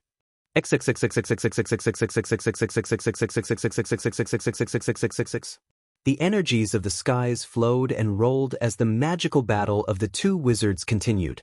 Mordo had strength, but Strange was able to counter with his own magics, creating shapes of daggers and axes to counter Mordo's power. Give it up, Strange, Mordo cried out. Your powers are far too weak compared to mine. Strange grit his teeth. It is one thing to have the power, Mordo. There is also the way one uses it. I used it well in my impersonation of you, Strange, Mordo said as he fired out a fireball. Strange deflected it as he soberly shook his head. You may have taken my form, Mordo, but not my spirit or my heart. The bearded wizard sniffed. Still so proud of yourself, Strange? And I was the one cast down. I pity you, Mordo, Strange softly said. I wish I could hate you as it would be easier. But no, only pity fills me when I see you. Save your pity, Strange. Mordo snapped as his hands glowed. Your power is too weak to stand against me, and you cannot simply defeat me now. Strange's expression remained neutral, but his eyes seemed to glimmer with some anger. As always, Mordo, you continue to underestimate me. True magic is not the power one wields but how it is wielded. You never understood that no matter one's faults, he is always capable of rising high. Will you shut up already? Mordo hissed as he fired out another ball of magical energy. A purple shield blocked it as Strange swept out his hands. A pair of golden magical cuffs encircled Mordo's wrists, pulling them forward to bind them together. As much as he struggled, the evil magician could not break them. What have you? Strange spoke out in an ancient tongue as the bindings around Mordo grew tighter and grew. As much as he struggled, the evil mage was unable to stop the manacles from growing into a full-on magical straitjacket that bound him tightly, only his enraged face visible. You cannot defeat me. I am Baron Mordo. And I am Stephen Strange, his enemy said in a voice colder than Mordo had ever heard. The Sorcerer Supreme, protector of this realm. You abused my power and the trust one had with others, Mordo. Thus it is my duty to ensure you abuse no one ever again. The eye of Amigamato slowly opened, a blinding gleam striking Mordo's trapped form. In you, Strange, he cried out, fear in his voice. Who will not take me? Strange did not reply but whispered his incantations again. Mordo cried out as he felt his body begin to shrink and be pulled toward the light. No, no, you cannot do this to me. You wished the power of the eye for yourself, Strange solemnly intoned. Now you shall have it. Farewell, Mordo. You have not heard the last of me, Strange, were the last words of Baron Mordo, which echoed like a squeak as his shrunken form vanished into the eye, which swiftly closed. Strange leaned back, letting out a large breath as his body reacted with exhaustion from the battle. Strange. He turned to see Ms. Marvelland before him. We need your help. Strange nodded as he gathered his strength. One part of the battle was over, but there was more yet to come.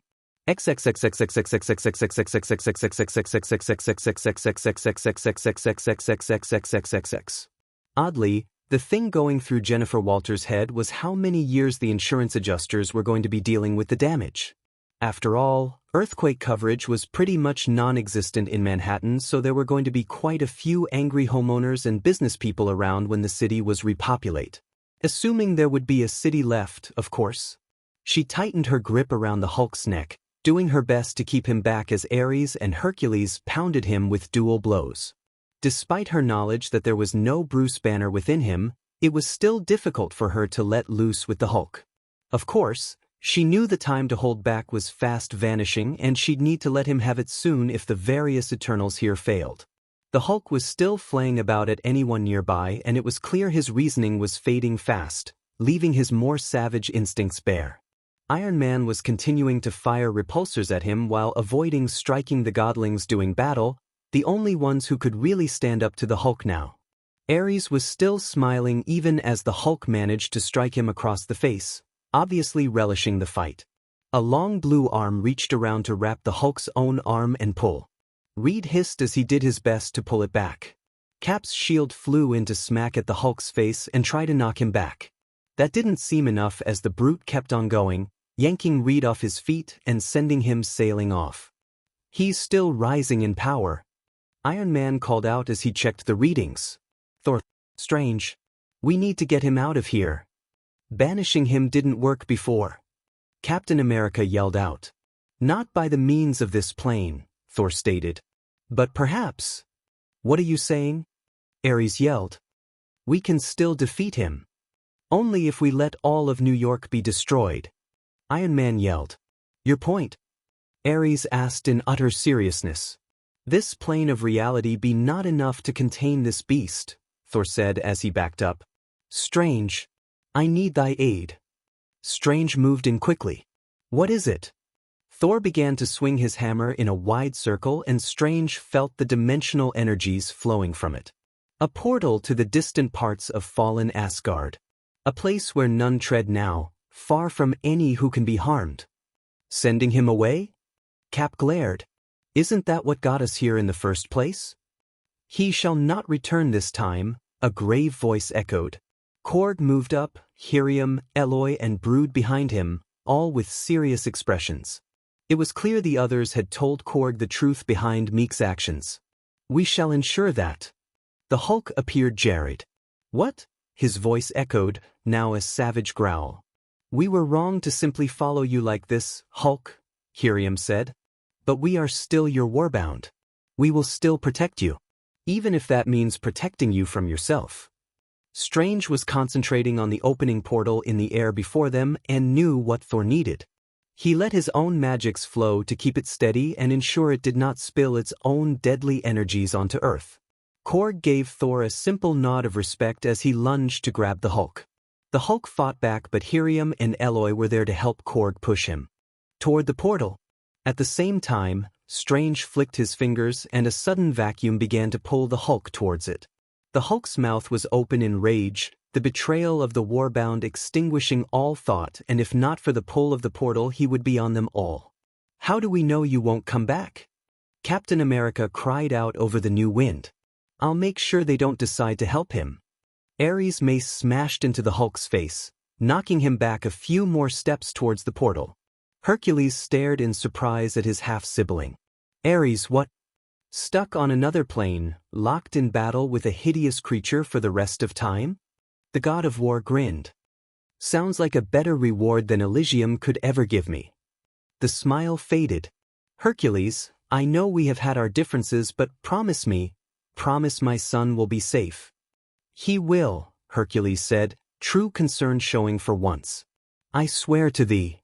Ares nodded back before leaping forward with a loud war cry to tackle the Hulk dead-on. That was enough to push the Hulk back, off his feet, and the suction of the portal did the rest.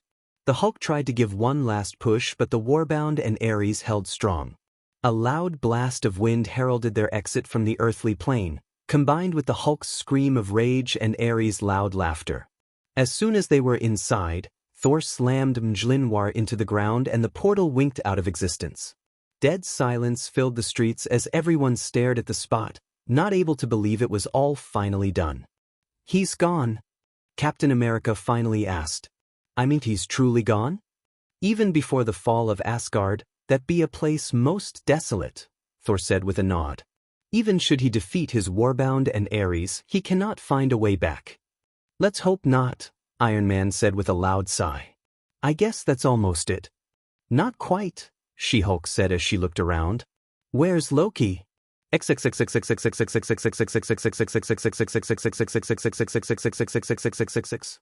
there was one thing he had learned in his millennia of existence, it was when it was time for a god to get out of town.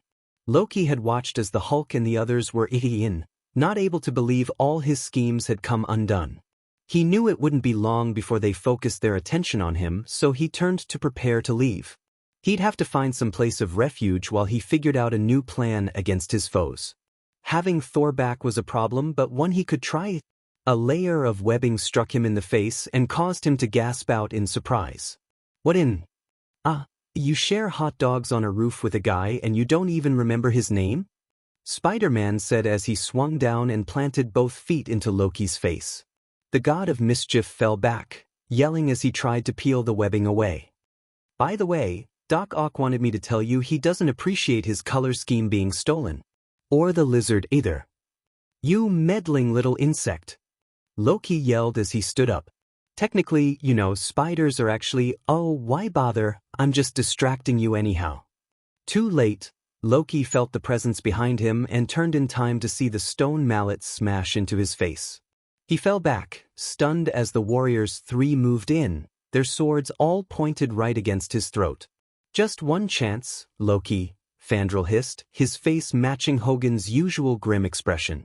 "'Tis all we ask, one chance to dispatch thee once and for all." "Nay, Fandral," Thor said as he strode forward. "Loki be my responsibility now." Loki swallowed as he glared at Thor. "What now, brother? No prison can hold me, you know that." "I know," Thor said, "but I believe even thee shall not escape the fate I have for thee." And for the first time in a long, long time, Loki felt utter terror clutch at his BRST as he saw the look in his brother's eyes.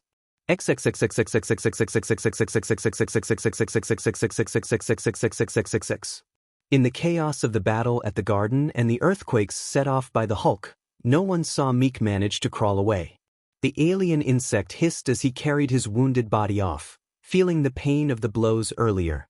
He had no idea what had happened to the others and didn't care. Only the Hulk mattered. The Hulk would understand. The Hulk would know what he did was right. Meek just had to find the Hulk and it would all be better.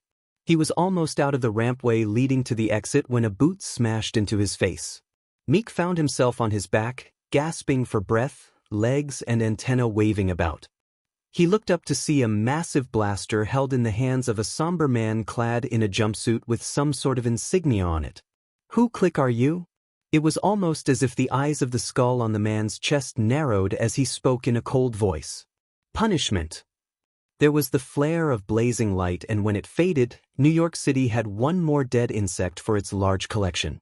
The sight of the fleet of New Yorkers flowing back into the city couldn't help but bring a smile to Captain America's face. In the weeks since the defeat of the Hulk and his forces, the government, Stark Enterprises and Damage Control had done a terrific job repairing much of the damage to the city. There were still trouble spots. The NBA, NHL and WWE would have to do without Madison Square Garden for a while, but for the most part, the city was once more livable. Soldiers patrolled to make sure there weren't many problems, but it appeared everyone was too happy to be alive and back to make any trouble. Cap watched it all from the deck of the SHIELD helicarrier, which had been used as a temporary headquarters for the heroes with Stark Towers ruined. SHIELD was running surprisingly well, but then Nick Fury had a knack for motivating people right. The word of his return had not gone well at first, but when it became clear how out of control SHIELD had been, from renegade agents to the fact they'd been run by an evil god of mischief, the UN had reluctantly decided to let Fury keep his command. Not that it would have been easy to get him out of it, of course. The revelation of Loki's involvement and his manipulations had caused some big changes in terms of the Superhuman Registration Act. Many still held to the idea that some sort of system to hold superhumans in check was needed. However, the cost of the war, not to mention how it almost ended in disaster, had persuaded many that automatic arrest for defiance of the act was not right, and already amendments had been passed to make it a choice, not a crime. The rest of the debate was still open and likely to go on for a while. For his part, Cap had been doing his best to check in on the damage while figuring out his next move. He had been pleased to see how well everyone had worked together against the Hulk and wanted to make sure that didn't end now that the battle was over. He knew there was some tension between some figures like the Falcon and War Machine, but for the most part, the heroes were back on the same page, with the Fantastic Four already back at the Baxter Building and Reed helping Tony figure out the act. There were several issues with the invasion left, especially what to do with the alien forces left behind.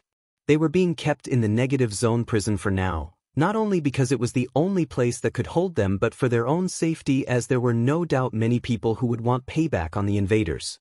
The prison was also being used to house the supervillains who had been put together by Tony and Reed, who had realized how foolish an idea it was to use these killers.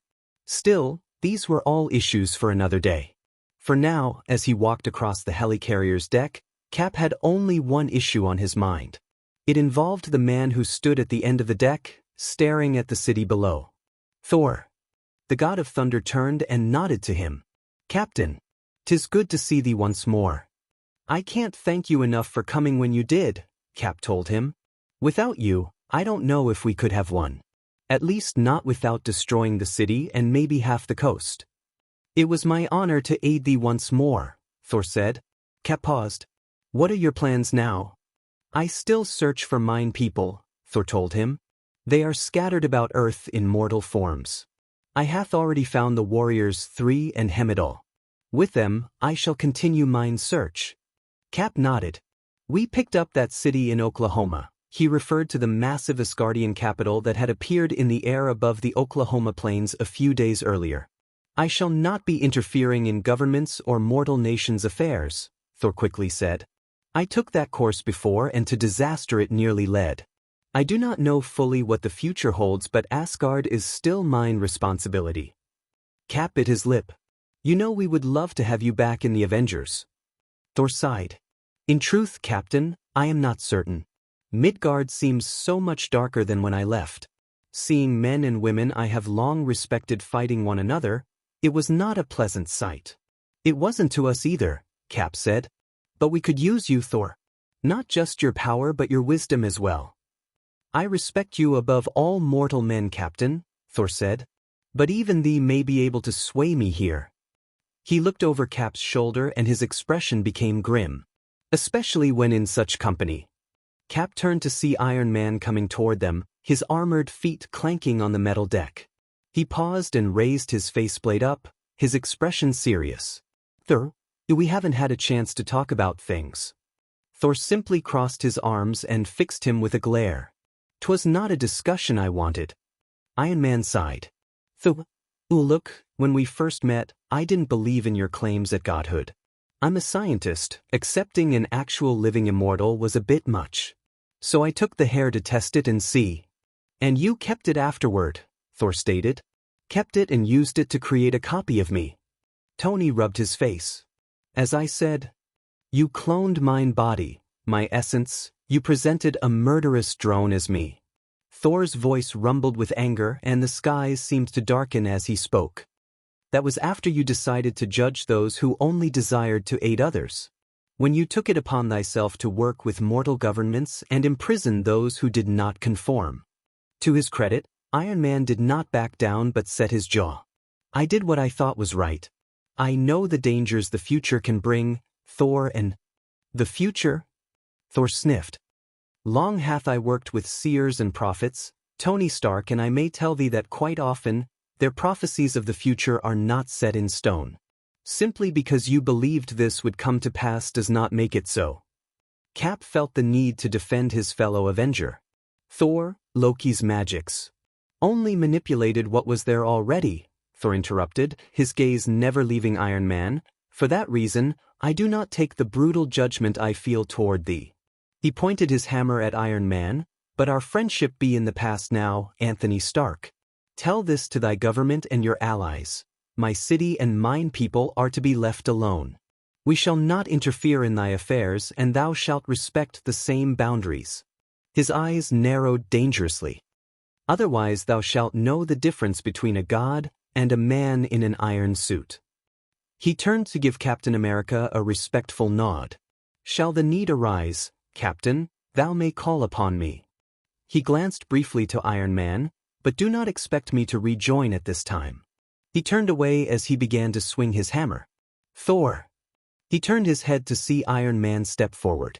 I have to ask, what happened to Loki? Where did you take him? Thor's expression remained neutral.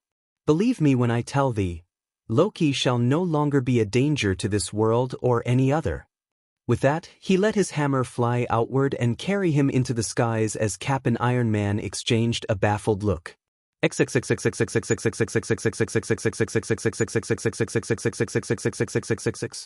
In the cold spaces of the world between worlds, a long figure sat upon his throne.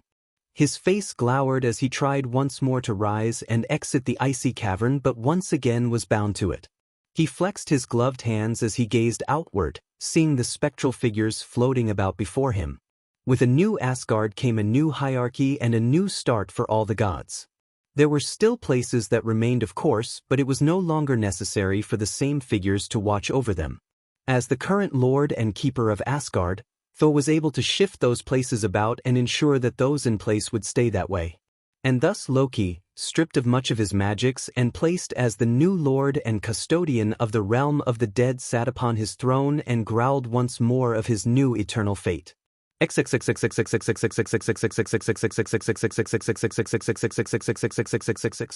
Peter Parker sipped his coffee and let out a long sigh. Then, I missed a good cup of this. I still think tea would have been better, May Parker said as she busied around the table. Despite being given access to a nice New York hotel suite, she was still cleaning about on her own, ignoring Peter and Mary Jane's pleas to sit down. Yeah, well, I can use as much of an artificial mood boost as I can, Peter said as he sat back, wincing a bit. He had been busy making sure the move back into the city had gone well, which included having to deal with some would-be looters. He was clad in a simple pair of jeans and dark shirt, his costume being cleaned. Mary Jane sighed as she sat next to him. Do you know what we're going to do now? I have no idea, her husband admitted. I know with the act and turnaround, I'm no longer a fugitive, but unfortunately, I've still got my identity public, and short of making a deal with the devil, I don't know how I'm going to put that back in the bottle. Don't even joke about that, Peter, May told him in a slightly chiding tone. We'll handle it. How? Peter demanded. I mean, I don't think I can just go back and work with Tony after all he's done, low-key manipulation or no. But that means you two are in danger from every nutcase I've ever put away, not to mention various crime bosses and even the two-bit muggers with a grudge. I know it's dangerous, Mary Jane said. But remember, for better or worse. And we've had plenty of worse, Peter noted. The point is, Peter, May said, we knew the dangers when we agreed with you to do this. I've been in danger so many times over the years, at least I know why. She reached to take Peter's hand. You took a chance when you unmasked, but you took a bigger one when you stood for what you believed was right. That made me proud, and I know your Uncle Ben would be too. You know you have to take responsibility, Peter, and it's time you showed what a good example you can be. Peter smiled and kissed her cheek. Sometimes I think you should wear the mask, Aunt May. I look horrible in that dreadful thing, she smiled back. She frowned as there was a loud knocking on the door. Peter was on his feet, alert but not too worried as his spider sense wasn't tingling. He looked through the peephole and jerked back in surprise. He opened the door and stared at the figure on the other side. Jonah Jameson took a long drag on his cigar and blew it out as he spoke fast. Let me make this clear. This conversation never happened, and if you say it did, I'll deny it with my dying breath. He took another drag. I'm still not happy with what you did to me all those years or how you made me look like a fool. I'm not happy you're being held as a hero still after all that. As far as I'm concerned, you're a menace who made me and my paper look bad. He sighed and looked down. But he grit his teeth. You fought him. You could have run with everyone else out of town, but you stayed and you fought that monster. You didn't do it for the money or press because there was barely any here. You stayed and you fought, and that got me thinking. He looked away, still not willing to look Peter in the eye. I'm dropping the suit. Not for you, he was quick to say. Frankly, my lawyer told me it was a losing proposition anyway, as you could never pay it and the paper can't afford such a mess in court. But I'm also dropping it because I know it's not right to drag you into court when you just put your butt on the line to save a lot of people you didn't know. That's why I'm dropping it. He backed up and took another drag before stubbing his cigar out on the wall. You're still fired, and frankly, I don't ever want to see you again. But for what it's worth. He paused. Good luck, Parker. Whatever you do with your life now, you can expect my editorials to cut down on the venom. He saw the wince Peter made at the word. The volume against you. He paused again, his mouth open as if he wanted to say something but then turned away. Good luck. He was halfway down when Peter called out to him. Hey, Jonah. He turned and Peter smiled. That mean you're giving up your membership in the Hitler Mustache fan club? Jonah snorted before stomping away. Peter shut the door and shook his head in disbelief. Well, looks like the fates finally threw me one. What was that? Mary Jane asked. You wouldn't believe it, Peter said as he grabbed the coffee mug and sipped again. Well, I guess I should take advantage of the decrease in the supervillain population for a bit. Aunt May nodded. At least there's some good being used of that dreadful negative zone place. Yeah, No way they can get out of there. Peter winced. Crap, now I jinxed it.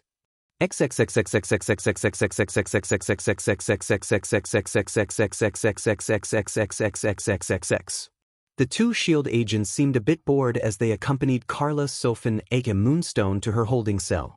The blonde was as impassive as usual, her armor showing her voluptuous form, the manacles around her wrists ensuring she would be kept in place as she was led to her new place. The prison was operating well despite its shift to only villains, but the special guards and checks were all still in place to keep them tight. Which meant that the two guards were a little more lax than usual. So, they say when the Knicks are gonna be able to play again? One asked. Who cares? His companion said as they came to the main holding section for Sofin's cell. They SEK anyway. True, the other guard said as he put in the combination to open up the force field leading to the cells. But got courtside seats. They SEK. Why would you get seats? Courtside. So you get a front row to the skiing? Why would you waste money on that? Courtside. True. Moonstone rolled her eyes. God shoot me.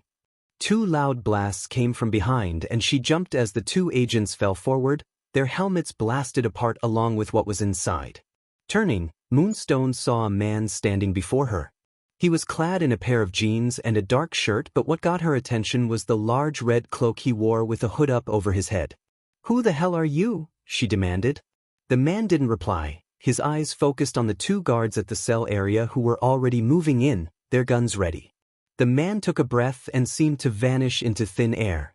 The guards were startled by the move, pausing too long as the man reappeared and fired again, his shots cutting them down. The man moved to a nearby console and quickly tapped in several keys. With a loud clanking sound, the cell doors opened. Another combination was typed in and Moonstone felt the manacles around her hands loosen and fall off. What? She asked in surprise. How did you know to do that? Amazing what you can see when you can't be seen, the man replied in a raspy voice. He turned to where the various costumed criminals were exiting their cells, all baffled but eager to move. Here's how it works, he called out. You can call me the Hood and I'm the one guy who's got a way back to Earth. Which means you all owe me big time. I'm gonna call that marker in to make sure you all listen to a proposal I have. What proposal? Bullseye growled. The Hood seemed to smile. One that turns us into the biggest money-making organization on the planet. Those heroes thought they had a war before? They ain't seen nothing yet.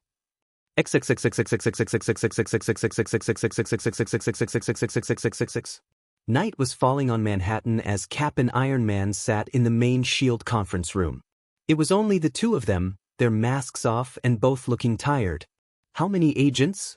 Cap asked. 12 total, Iron Man replied. I guess we should be lucky it wasn't more. They still have no idea how it happened. The feeds only show some blur where a guy should be. But he managed to get in and break out almost everyone, Steve said. A massive supervillain jailbreak. Tony couldn't help but smile. Deja vu, huh? It's what got us to put the Avengers back together again. And you think we can repeat that? Cap stated. He sighed. Tony, Thor raised good questions. I mean, I know Loki was pushing you and Reed a bit, but those thoughts were already there with the act and all. You still haven't said it wasn't right. I think it was, Tony said. I know we did it wrong, we went too far making it a crime not to register, but I do still think a system like that can be beneficial. Steve shook his head. I don't know, Tony, there's still the question of identities. We can pick someone everyone trusts, Tony said. Someone like you. Steve was startled. Tony, I don't know. Come on, Steve, everyone trusts you. But all that information in the hands of one man is more dangerous than a single database. Cap shook his head. I don't think that's the right solution. Maybe not, Tony allowed. But we need something in place. Look, Loki may be gone but the damage is still there, especially with the mutants still depowered. At least there's some good news as Doctor Strange said it was Loki preventing new mutant births, so we may see a rise but still. His words were cut off as suddenly the lights in the room went out. Both were on their feet and alert, Tony reaching for his helmet when something flew into his face. He gasped in pain as a solid object hit his forehead, stunning him. A dark shape flowed through the air to kick at him, then turned to launch an attack on Cap. The soldier managed to block the kick, but the intruder dodged a punch and landed behind him. His hands struck out to stab Cap in the kidneys, causing his knees to buckle. He slumped on the table, trying to get his breath back and preparing for the follow-up strike. It never came. Instead, the lights came back up as both Iron Man and Cap turned to focus on the intruder. Daredevil? Iron Man gasped. The red-clad hero was rising from a crouch, replacing his fighting stick back into his tights. "Sorry about that," he said in his usual calm tone. "I had to be sure." "Sure." Cap winced as he rose up. "Sure about what?" Daredevil moved to a large black bag nearby. "The man you've been seeing in my costume the last few weeks was a friend," he said. "I've been in Japan. I was called on by Echo." "You mean Ronin?" Iron Man remembered the deaf martial artist who had aided them in Japan. Daredevil nodded. "She'd run into trouble with the Hand and their leader, Elektra. I managed to save her from an attack, but the battle was difficult. In the end, Mia took extreme actions on Elektra." He lifted the black bag and placed it on the table. "She killed her?" "Kapkas." "She stabbed Elektra, ran her right through," Daredevil said as his fingers found the zipper of the large bag. "But after she did..." He pulled it down with a long zip and opened it up to reveal what was inside. Cap and Iron Man stared in utter confusion. There, lying on the table, was a figure in the familiar red costume, what there was of it, of Elektra. A large red spot showed where the sword had gone in and the figure's eyes were closed in death. But what got their attention was that instead of the gorgeous features of Elektra there was a scroll, Tony whispered. "That's a scroll." Daredevil nodded. "Yes. And it wasn't until she died I knew that. Her heartbeat, her pulse, how she moved, how she smelled, everything about her was exactly like Elektra." Steve and Tony exchanged stunned glances. Loki said, Steve began, that he wasn't behind the raft break, or the government and the push for the act. "Oh my God," Tony whispered. "If a Skrull was set to lead the Hand, they may be working to take over other organizations. Or have done so," Daredevil said. "That's why I had to attack, to make sure you weren't Skrulls or you'd have used your shape-shifting on me." Cap bit his lip. "But that still leaves us with the question of who to trust." A silence filled the air as the three men took in that massive question. You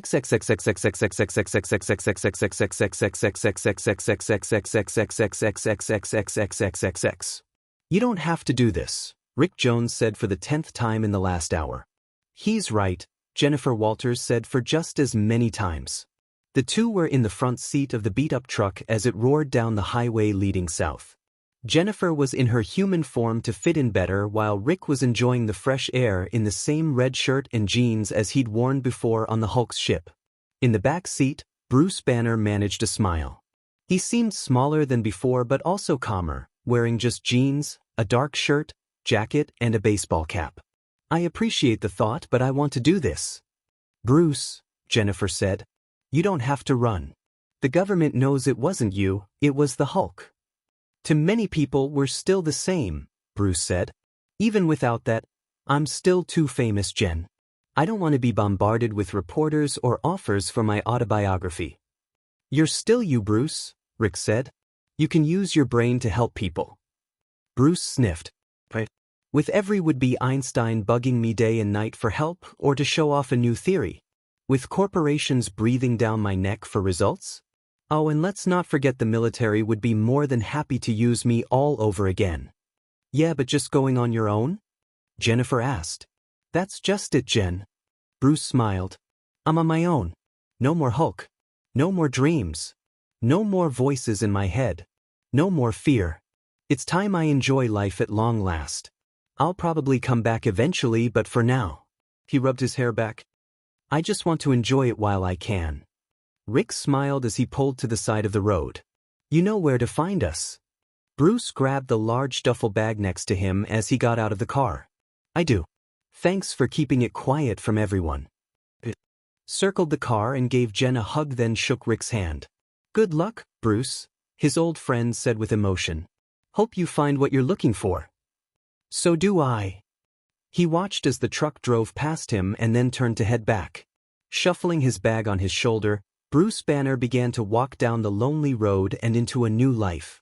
He didn't know what it would hold, but at least at long last he could face it as a true man without the shadow looming over him so long.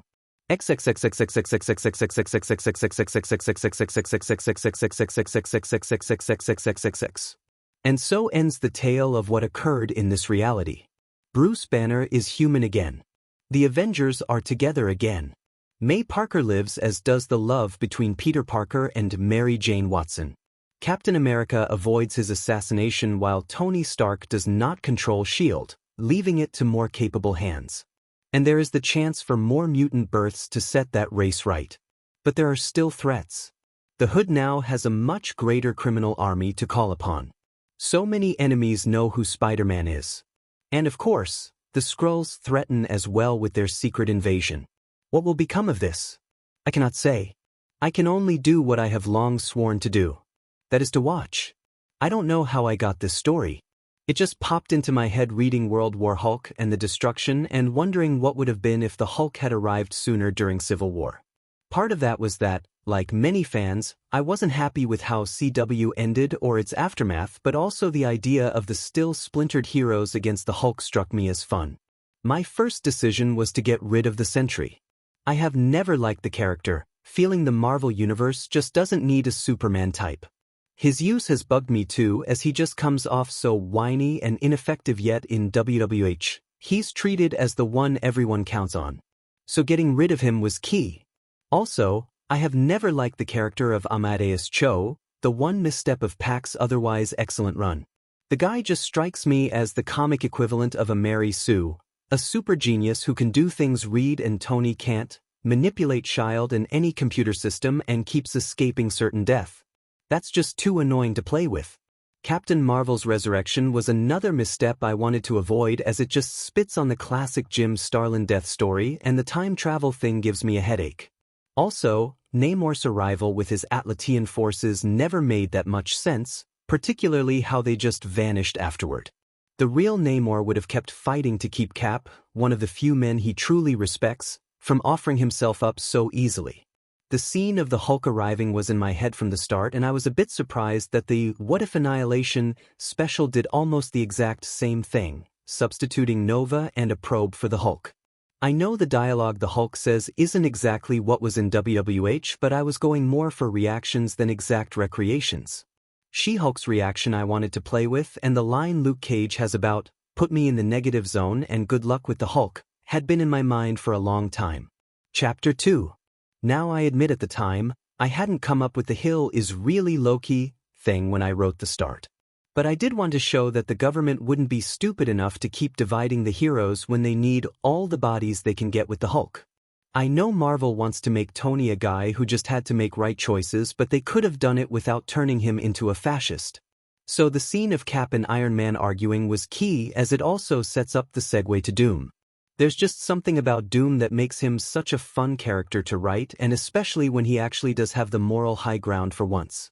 I wanted to get the flavor of my Doctor's Take tales, of Doom pointing out how in so many ways, Reed is as bad, if not worse, than he is.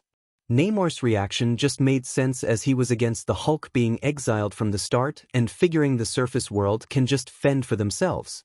The Thing Reed discussion was one I wanted to get. It just seems it would take Ben to get to Reed and point out how, if things had gone differently, Ben could have ended up just as big a monster as the Hulk. Frankly, I'm shocked that at no time has Marvel done anything of Peter reacting to his oldest enemy, a government agent. I thought making Norman leader of the Thunderbolts was really pushing it, and Peter's reaction just makes sense here. I mean, really, turning to hardened killers to hunt down heroes? That just had bad idea written all over it, and someone had to call Stark on that. I liked the Hulk X-Men mini and thought that would be a good work here, and naturally, the heroes would be jumping to get at the Hulk. For the record, since this is earlier, Xavier is in space with the Shi'ar, which the Hulk wouldn't know about. Yeah, I'm a Hawkeye fan, I admit it, and so figured this would be enough to get him out and helping, and made for a good cliffhanger. Chapter 3. As you might have noticed, the fight scenes are a little sparse, but frankly, it's much easier to draw this stuff than write it out. As far as I'm concerned, bringing back Norman Osborn was one of the single biggest mistakes the Spider-Man books ever made. Asking fans to accept he'd been recovering in Europe for 25 years worth of stories was bad enough without completely ruining the death of Gwen Stacy story. Oh, and don't get me started on JMS' entire saga with them. So when I figured there was a villain who had to die against the Hulk, he was it. Plus it made sense for Osborn to strike out trying to get into Tony's graces, not to mention the fact he's nuts. For Siren, it wasn't an easy choice as I do like the character. However, she seemed the best expendable of the X-Men characters, and I like the idea that it's only in death she accepts her father Banshee is truly deceased as well. The idea of Jamie's dupe fainting seeing her just popped in as something Peter David would do himself. The Juggernaut bit I liked from the comics, and I've always loved the "never slept with the Juggernaut" running GG. Rick Jones' arrival just fit into the story, as it's just like him to simply stroll up to an alien starcraft and go, "Take me to your leader." More importantly, I wanted to show how the one guy who has always defended the Hulk realizes he's truly unstoppable and this time may not be able to go back to the hero side. That I really wanted to work with, that the Hulk just can't be seen as a hero anymore after all this, and simply took it to another level. Killing Siren is the breaking point for him, as he now accepts there's no turning back and thus it's time to bring the pain. Chapter 4. I admit I could have done more with the leader, but did feel good getting in this one scene with She-Hulk confronting him. It's natural she'd think that someone had to be manipulating Reed and Tony, and it turns out she was right, just not the leader, and he's fun to write. I did love his confidence being assaulted hearing of the Goblin, and how is it so easy for people to forget this guy nuked a whole town?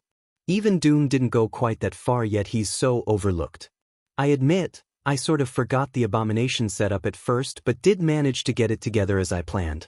The Hawkeye scene was a fun one to do, and I liked playing with the differences between Rhodey and Falcon. Chapter 5. Ross' appearance made sense, as he'd be the guy to send against the Hulk, and here he has to let the heroes try first, which rankles him immensely. I know some expected the villains to be sent in as cannon fodder, but this makes more sense as they'd put themselves first and know there's no way in hell they're nuts enough to take on a bloodthirsty Hulk. Doc Ock just seemed right as their spokesman somehow. I do like how the Jameson character has been given some depth via Civil War and Peter David's great, friendly neighborhood Spider-Man run, which inspired the talk between Jonah and Robbie. Now at the time, I had thought of Hill merely reporting to the actual mastermind. It wasn't until later the Loki connection came. Chapter 6. The battle between Tony and Hulk here is a tad different from WWH, as you don't get that rich sense of satisfaction here. But I did want to keep the thing of Tony sent flying into Avengers Tower, a great visual. Okay, here goes with the big one. I'm not the only one who thought the characterization of Strange in Civil War seemed out of place, staying out of it totally. The idea of an imposter fixed into my head, and Mordo was the logical candidate.